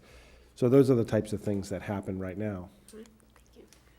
And there are holes. Our concern, and just to, our concern is there are holes in the ability of the officers to deal with the conduct, because we can advise people about profanity, and it's hard to get that profanity to escalate to the point of a penal code crime, but it's a lot more reasonable that it might be enforced as a rule or an ordinance. So those are the types of things that will help us. It's not considered freedom of speech? Ooh. Not necessarily. I mean, not necessarily if it incites people to fight and be hostile and all those things. That's called job security for police officers. All right. All right, at this point, we'll open up public comment for anyone that wishes to comment on this item. Please come forward and state your name for the record. Good evening, Mrs. No. Good evening, Jackie No. I think you've done a really good job in cleaning up the park. I spent 20 minutes there before I came to the council meeting. There were about 30 teenagers down there, and I walked from table to table to see what they were doing and asked them questions. There was one table, and they had all these magic cards out, and they were playing these games. And, there were a couple kids out there smoking, and there was some swearing. And I've got to be honest with you, I've been to the parks where the parents swear, and I think you guys might be getting a little carried away there. I would like to see us move forward. When you talk about the swearing and things like that aren't really crimes, and I think are going to create really more animosity between the teenagers. Let's go out and talk to them. Let's involve them in the solution. Let's, instead of sitting in here making all these rules over every little nitpick thing, we need to take care of the crime. We need to keep them safe. But realize that this is one of the parks where there's an awful lot of teenagers, and they need supervision. You need the star going by. We as a community need to figure out how we're going to, keep an eye on them. And I just would support a little bit more of maybe us getting involved with the kids that are sitting there, because I asked them, I said, okay, I hear there's a lot of people doing drugs. Who does drugs here? I'm not smelling any pot. I know it's not happening right there, and not that, people don't put it out, but, a couple of them said, there are some people, and they come around and they're like, we don't want them here either. And so, it made me really feel like, we need to reach out to the kids that are there, because this is their hangout too. And in a park is a place where you hang out. They're doing what you do at parks. Thanks. Excellent comment. We appreciate all your work on the Park and Recs Commission. Wonderful. Any other comment on this item? Good evening. Good evening. Sue Rodman again. I think what we've got here is a really good start. I think that the rec staff has done some excellent suggestions here. They're great. My experiences, I had puppy kindergarten class was at Scout Hall and the park, and none of the people we would like to discourage from using the park wanted to share space with a bunch of people and rambunctious puppies. So the chief told us once upon a time, take the park back, and I think that's what we're hearing from Jackie too. Get out there and talk to them. I have a suggestion that might help both the police department and the park would be to put a pocket door type gate. There's an opening. There's a gate across where the tot lot is to prevent little kids from running in the street. And then next to that, there is an open section of fence. And I think if we would put in one of those gates that slides across so it would fit on the inside of the fence, come with little wheels and lock on the other side, then we would have an ability to say that the park is now closed. And then that gives the police officers a chance to say if there's someone still in the park doing anything they shouldn't be or in the park after dark, the park is closed. Then they have some teeth in that ordinance. I think the police presence is absolutely key, and I've seen the police there. I go by Benham Park every day on my way to work and again on my way home and see all the kids at the picnic tables. And on the weekends, I see the kids and their parents, especially the little kids, having their birthday parties with balloons and regular birthday parties at the park. So I know that it's well loved. I have some thoughts on the smoking idea. I think smoking does not equal undesirable element. But our parks are in neighborhoods with adjacent homes. And as spring moves to summer and the vegetation dries out, the fire danger escalates. And fires in many of our parks, including Benham Park, would present a really unacceptable risk to the adjacent homes. My suggestion for this is provide a designated smoking area.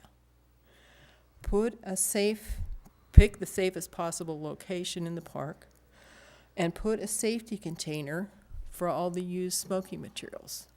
So there's a place to put your cigarettes when you're done, and it also reduces the cigarette butt problem of litter in our parks. So those are my two suggestions for Benham Park, and I think the smoking area would fit for quite a few of our parks. Thank you. Thank you so much. Appreciate it. Is there anyone else?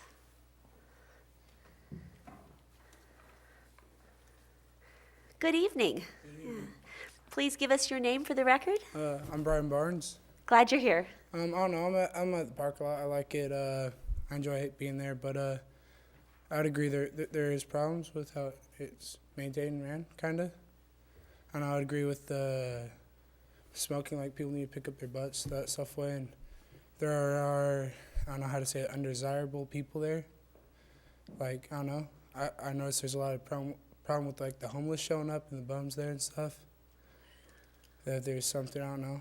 I know you guys reach out, the community reaches out to them quite a bit by giving them the upper room and the haven and stuff, but I noticed that was a problem. I didn't hear anything about that, but I haven't been here that long.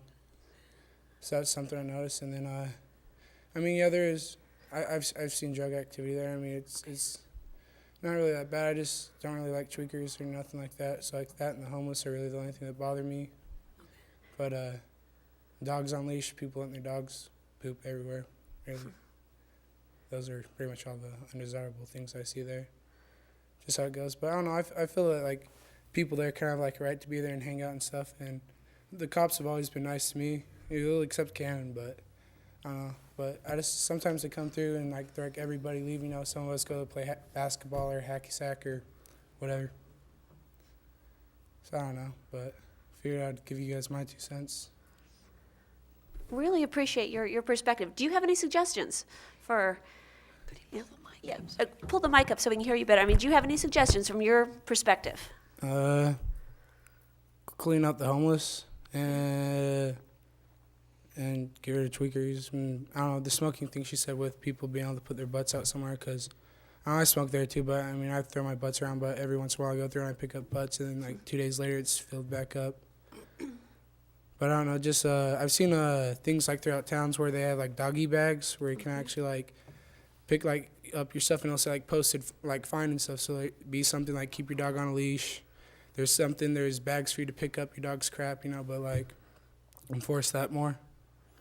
So that's really, but I don't know, I would look through and then see if there's problems, because like I hang out there and it's not a community as a whole. There's a problem. Like I've been there and there's been undesirable things like I've seen kids at the park and stuff, and people are with their kids and their dogs and having birthday parties and stuff, and then I'm just sitting there and I know where a fight breaks out. It's just like, I don't know, I think people should know their community better and know if there's people like, because usually the cops come through, they do their job, they regulate, they're regulators, but sometimes people put up their own frontier justice, so it's just keep the undesirable out, really.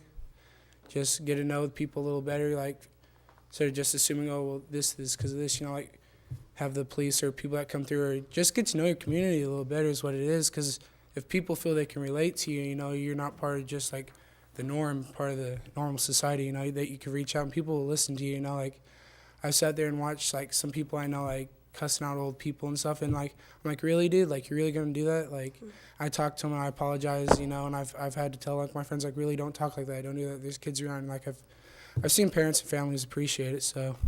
Great. I just think it's good to know your community a little better, because I don't know, I see, like, sometimes people walk by and, like, some of my friends or whatever, and they don't want nothing to do with us. They don't want to talk to us. They just kind of get mad at us, but, like, I don't know, there's really not too much to do in this town. If there's, like, a rec center somewhere where people can go play, like, pool or go play basketball inside or lift weights or something, that would help. But, there's really not too much to do in this town. I moved here about a year and a half ago from Salt Lake City, Utah. I was up in the city. There's endless stuff I could do. I could catch a train. It would take me across all of northern Utah. I'd go to Ogden, do indoor surfing. I could go see concerts. I can hit up endless skate parks, And there's so much to do. There was an excuse for sitting around and getting in trouble. And here it's pretty easy to do. Not too much to do. So that's just how I look at things. Great. Thank you so much for coming down here tonight. We really, really appreciate it. All right. Thanks for listening. Come back anytime. Is there anyone else? Well, thank you for those excellent comments. We really appreciate that. With that, I'll close public comment and bring it back to the council for additional comments or a motion. Any additional comments? I do. All right, Councilmember Patton. I posted this on Facebook this morning, and it spread throughout and through several different sites. And the majority of them were moms with children that responded with various comments. But I just would like to indulge the council and staff, because I promised that I would at least make their comments part of the discussion.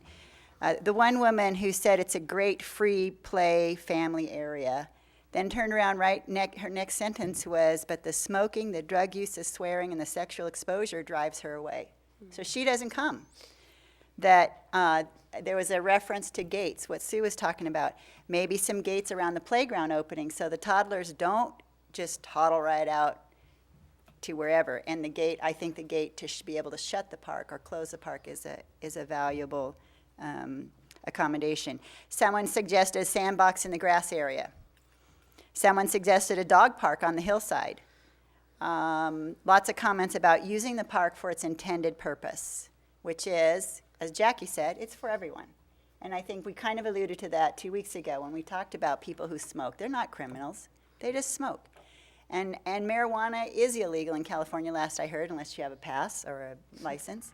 So, I don't think we have to reinvent the wheel here. I think we just have to participate in this. Several comments and sharing of the idea of an evening farmer's market there. I thought the kids' night out was an interesting idea. We do a great job with National Night Out, maybe on a smaller scale of kids' night out. And then someone else suggested maybe gating off half the grass for a dog play area. So you can see that these people, their focus was mostly on children and family and dogs. There really wasn't the idea of how to accommodate smokers, although I think the idea of a smoking section is valuable with ashtrays or whatever way we can provide for people to be able to smoke and still enjoy our parks. I'm still a little bit worried about the no on everything signs. I just have this feel we should be inclusive. Our park should be open to everyone. The young man, Brian, who spoke about the people who are undesirable, honestly, so many people know who these people are. I know our police know who these people are that cause everyone concern, and it just kills me that I drive by and I see that same person at the park. It just kills me because I know, and I don't even hang out there. And I know that this person is somebody who is troubled and needs to be dealt with on almost a daily basis. So the idea for me of making our parks off limits is a little bit challenging, because how do you embrace all of our society and yet encourage the behavior that we want and discourage the behavior that we don't want, and without putting up, can't do this here, sorry, off limits, closed, whatever. So the idea of the SHIELD volunteers, the idea of a very simple set of rules. It doesn't have to be a litany, a million different things, but I think it's important that we remember that we are part of a society, and I'm going to respectfully disagree with Jackie that swearing is not part of my world, and I don't like it when my grandson's at that park and there's people, filthy-mouthed people, playing basketball. So, but that doesn't mean that I want them to be hauled away to juvenile hall or wherever, but a simple set of rules that says this is our community park, it is for everyone's use, it is for the little ones as well as the seniors, and it is also for the teenagers. But mind your manners. That's all we're asking. And so the challenge is going to be for me is what kind of rules we end up with, how to be able to enforce the rules for the police department's sake, but how do we also encourage everyone to be able to use the park? And how do we look to other park areas? The dog park issue continues to come up. Our community is a huge dog-friendly community, and we don't have an off-leash dog park. And I've heard about it from Evelyn Bierkamp. She walks her dogs. She was actually accosted by an animal control person who couldn't believe that Evelyn would walk her dog to Rotary Park. She thought Evelyn needed to be in the car to drive her dog to the park. It's like, Evelyn walks everywhere, but what she needs is a place to take her dog off its leash and let him run. We've talked about the place down below Kentucky Fried Chicken as a site, potential site. It goes nowhere. It continues to get talked about. So now Evelyn's out there trying to stir up people to have Rotary be able to gate the field when Little League's not there and use that as an off-leash dog park. Could it happen? I don't know. We talked a couple weeks ago about Lumsden Park and using it as maybe having horseshoe tournaments. I mean, why not encourage the seniors to come out into our park? There's a whole senior facility right up the block from Lumsden Park. And I don't know how many people from Eschaton have even been to Lumsden Park. So I'm just saying, if we just think about it a little bit differently and encourage behavior that we want, it will displace the drug dealers and the bums that don't want to be where the normal people are. They just don't. They are going to go into the hidden alleys in the background. And so I really appreciate this coming back so soon, because I had a fear that it would linger out there. And I really appreciate your work on this, Steve, and Mr. Driscoll, for your review of the ordinances. But I would really appreciate the next time the Parks and Rec Commission meets, have a chance to look at the rules so that we can at least get that drafted and maybe up within the next month or so before summer is in full swing. Great. Thank you very much. You're welcome. Councilmember Borelli. No, I think I've already said that I appreciate what staff has done so far, and I appreciate all the folks that came forth and their remarks, and I appreciate Carol's. I do agree with the no, and I think maybe we can say we encourage you, or something along those lines, that not too flowery and that kind of thing, but yeah, just a different wording to let's don't do this, and we'd rather you didn't, or something. I don't know, but anyway. But have the meat. Have the meat exactly, there where it have needs them to be exactly, there, but be user-friendly where it's... But just in a different way. I agree. So. Councilmember Wilkins. Well, I think we need a receptacle for the cigarette butts, because that would get them to go where that is, instead of just like, well, I'm too lazy, I'm gonna throw on the ground. Yeah, like that same person, if there's one to put it, they might just take the extra step to go. But also, as far as the sign, I agree with like the posted, no this, that, and then by the time you're done reading it, you're going home. Maybe if we put, maybe if we had like something like funny, like mind your P's and Q's, I don't know, like something that's like, you know, just like a reminder where they look at it and say, oh, I should behave like a human being. But it's like fun and not, you know, like, so maybe something like that. All right, thank you. Well, the action required of us tonight is to direct staff to monitor and implement the programs. I think we've given staff good direction. Would anyone like to make a motion? I'll make a motion that we, what are we being asked to do? Right here. There you go. That we continue monitoring and implement programs and activities to improve conditions at Benham and Other Park, and to bring back a proposed park rules ordinance as soon as possible for consideration. Second.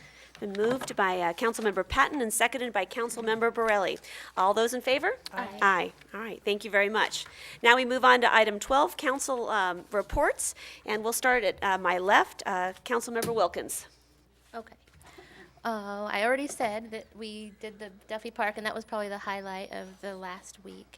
And also, I can report that I did a police ride-along with Sergeant Maciel and their police department, and it was awesome. Yeah.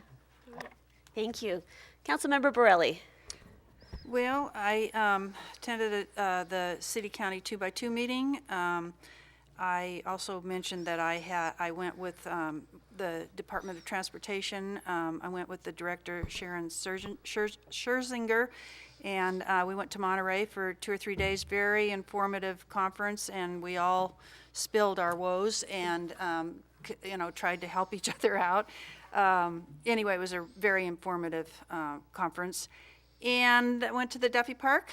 I didn't pull any weeds because my back's been giving me some problems, so I apologize. But I did eat one of those hot dogs, Steve, and I agree, they were really good. Thank you for doing your part, Patty, on that. And that's it. All right, thank you. Councilmember Patton. Well, I didn't do too much. But I did go to Mendocino over Easter. And you know, every little community has the same issues where they have sidewalks that are in disrepair, they have ADA issues, they have old buildings. We tried to get into the cemetery, and that was an extreme challenge, and I'm not even in a wheelchair. But it's just, it reminds me that we are not alone. That I think it was you said, every community is facing the same kind of challenges when it comes to street repairs or ADA challenges or all those things. That somehow, as a society, we have to look at these and go, how are we going to pay for the services that we expect our cities to provide? So that's all. I didn't go to any meetings. I'm busy in tax season at work, and so I just, whatever. But I just want to say that every community has the same challenges, vacancies, and,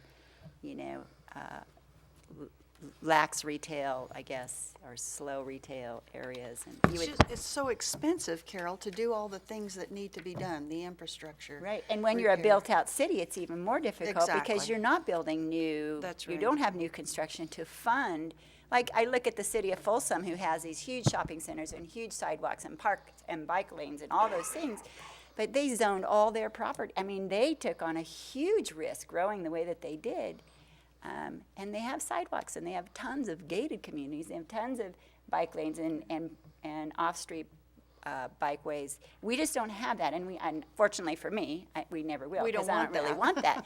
But I'm just saying that's how they pay for it with all new construction. We don't have that here. So, and it's the same, like I said, in Mendocino and Fort Bragg. Some of those communities, they just don't have a lot of opportunity anymore for new.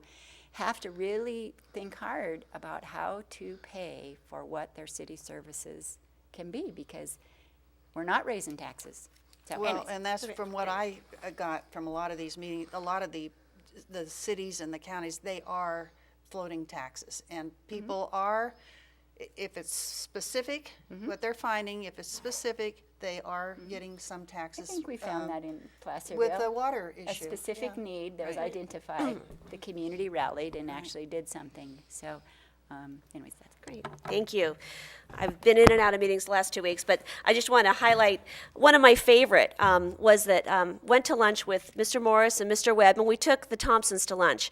It's the start of an outreach to businesses that we're starting, and I wanted to assure everyone it was not on the city's dime, but it was a chance for us to meet with our businesses, to interface with them, to get to know what their challenges are, and to thank them and to acknowledge their presence in our city. The fact that the Thompsons, I mean, their sales equate for 25% of our sales tax. And in the quarter ending, also, let me back up, they were also instrumental in bringing Home Depot to Placerville. And in the quarter ending September 2012, those two industries equated for 76% of our sales tax. Talk about funding our infrastructure, funding our city. We need to acknowledge and interface with those businesses as well as our residents. And so we're starting an outreach program to getting to know our big, small businesses, and we're going to be doing that on a regular basis. So I really enjoyed that and learned a lot. So that was probably one of my favorite meetings that I attended. So with that, we will move on to item number 13, items pulled from the consent calendar, which is item number 8.5. And I understand that there was someone in the audience from El Dorado County, Mr. Fockrell from El Dorado County General Services, who can so Patty, if you want to just briefly state what your question is, and then we can get that answered. I just had never heard of that ruling before, and I just wanted to know why, when it's a government entity, why it has to have a 60-day, and then. Well, Government Code 25351, on one hand, says that a county agency must seek a 60-day notification period from a city within its jurisdiction to lease, build, anything with a building. And then the second section of it says, but the city may waive the 60 days. So I'm not quite sure what the original intent was, that it requires it. And I don't know why they would have thought that a government agency needed to have the 60-day notification when any other business entity could have gone in and leased a building and it was between two private parties. But the county called it to our attention and asked for the waiver. And I worked with Angelo Torquato from the Facilities Division, and we got this back and forth in just a few days. The county CAO wrote the letter requesting the 60-day waiver, and it's up to the council if they want to grant it. As I understand, the building that had been Precision Eye Services that is now in the new building down the street will be an extension of the DA's office right across the street. To accommodate more DA staff, which of course, as we know, brings a lot more people into the downtown to patronize our restaurants and shops. So, no, I was just curious. I just wondered what it was all about. And I had one other question.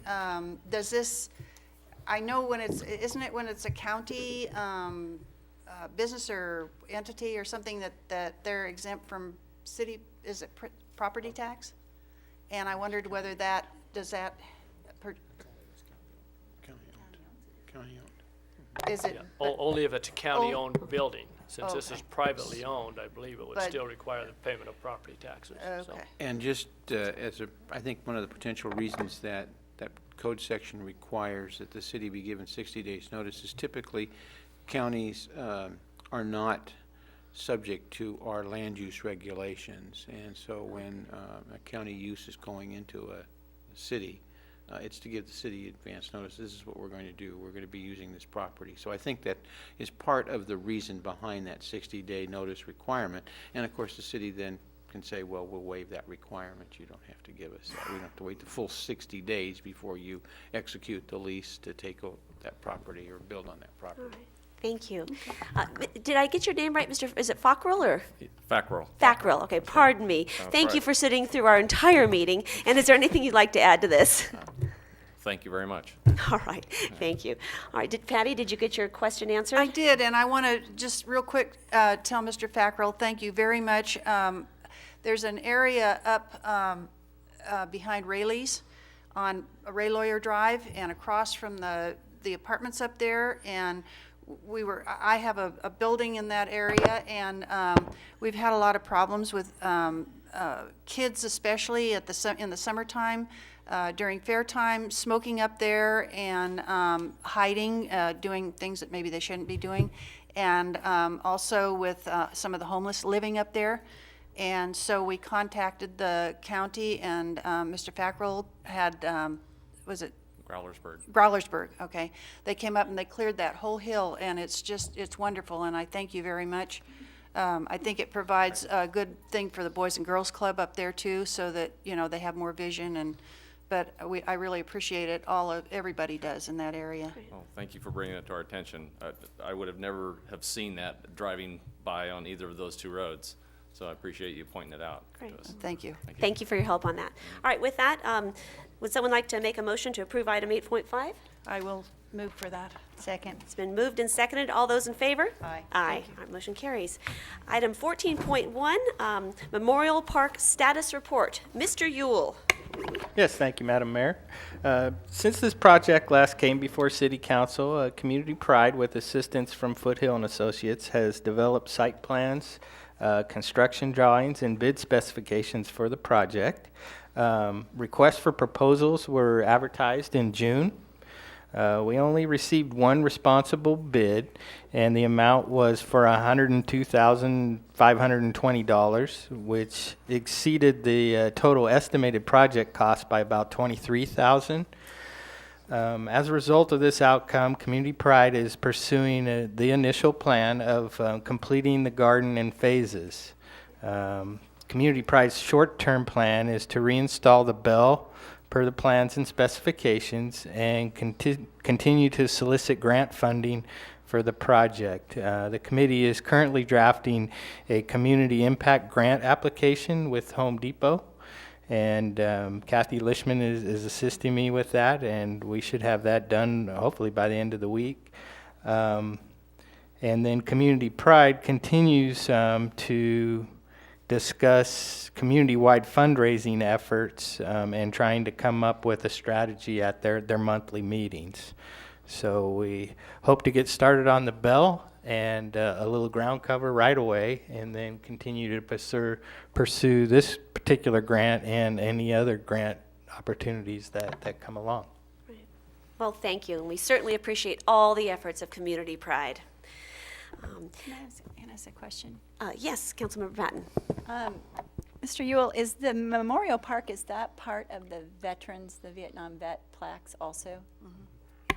Yes, the plaques that are on Main Street are part of this design, and there is a proposed monument within the footprint of the site for those plaques. So in the staging or the phasing of the park, those plaques will not be returned yet or installed yet, or is that going to go in with the bell? No, for just right now, we're trying to get the bell back up and to get some weed abatement down so that it looks more attractive in the front, and then phase in the rest of the project as money becomes available.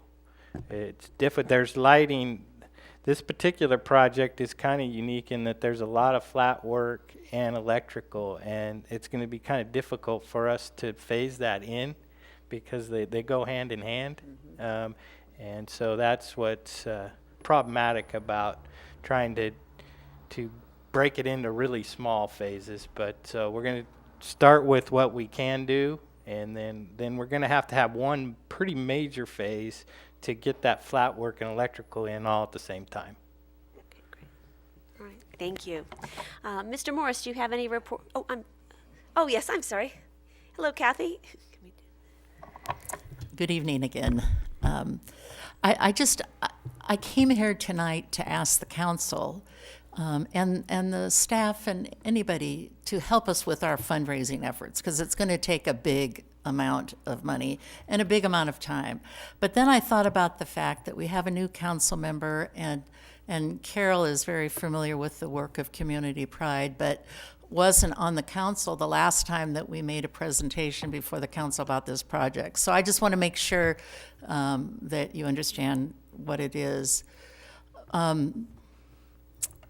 That garden at the corner at the DA's office was adopted about 20 years ago, first of all by a Brownie troupe, and then it was adopted by Steve Pace. And then when the Highway 50 improvements went in, that garden, along with 2 other ones, were removed. And so Caltrans was kind enough to give us some mitigation money, and we decided, Community Pride decided that the veterans plaques, and a lot of them are in the window back there, that were originally put on Main Street and planted with a tree. And Patty Borelli and Carl Borelli, Patty was the keeper of the funds. And they planted a tree and put a plaque, and the family paid for the tree and got the plaque free, or paid for the plaque and the tree went in.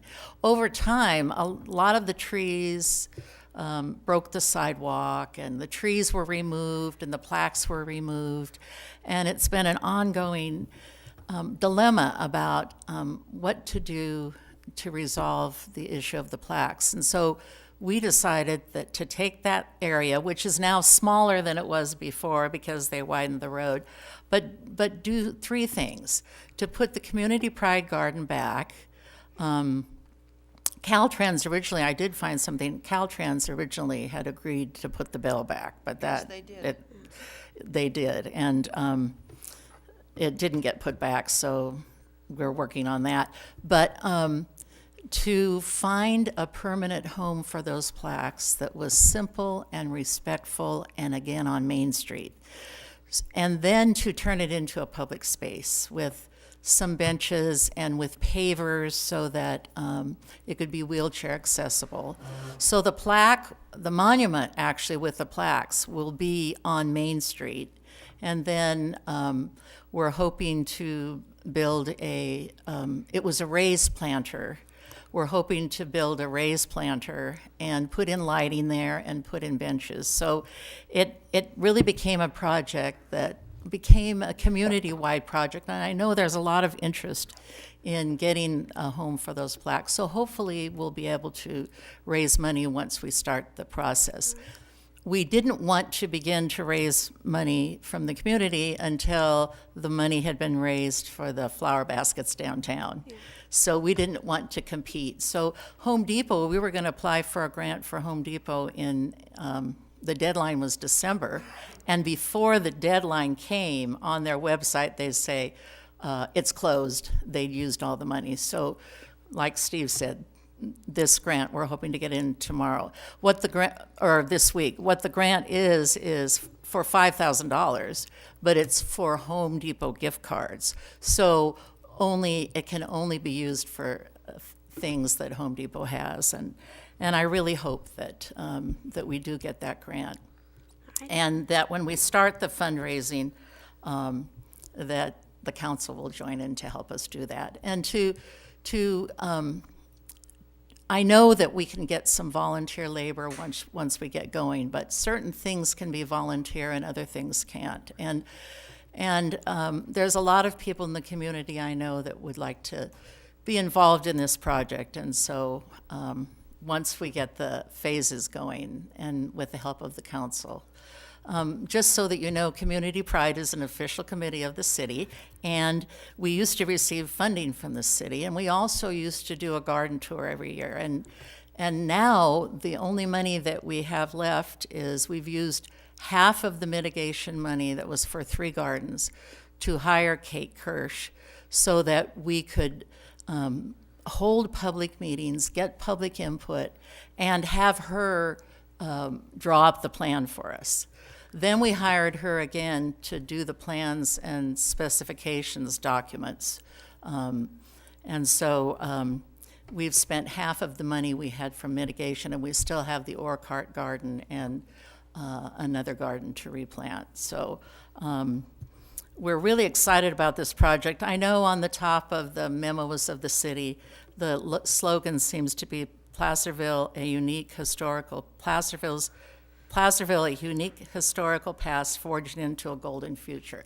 And we feel that this project really represents that we're taking something from the past, honoring the Vietnam, the people who lost their lives in Vietnam, whose families were from the area, and turning it into a very respectful monument for them and a community space for everybody, and flowers like were there before. So Well, thank you very much for the update, and we look forward to this project moving forward. Appreciate it.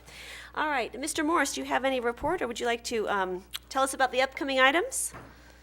Yeah, just briefly, you see the upcoming items, there's not much on there right now. There's not much on there right now as far as upcoming items. We're still working and developing the next agenda's been light lately, which is not necessarily a bad thing. A lot going on, but not that had to come to council. Just want to, under the adjournment, I wanted to make sure we mention, though, these two special meetings that we have coming up, but I'll let you do that. Okay, great. Yes, we have a lot going on. We have a special joint meeting of the City Council, the Planning Commission, and the Economic Development Advisory Committee, and that will be held on April 22nd, 2013 at Town Hall from 6 to 8, and we're looking forward to that special joint planning session. The next regular City Council meeting will be held on April 23rd, the next night, 5 p.m. closed session, 6 p.m. regular session. And then another really important neighborhood chat is scheduled for Tuesday, April 30th at Town Hall from 6 to 8 p.m. And what we're going to be looking at there is how do we address the Cedar Ravine Clay Street intersection? It's going to be a fresh process. If you're interested in that intersection, please join this community chat as we take a fresh approach to how to best improve that intersection. So we look forward to seeing you that night. And with that, we will adjourn with those 3 meetings. So good night.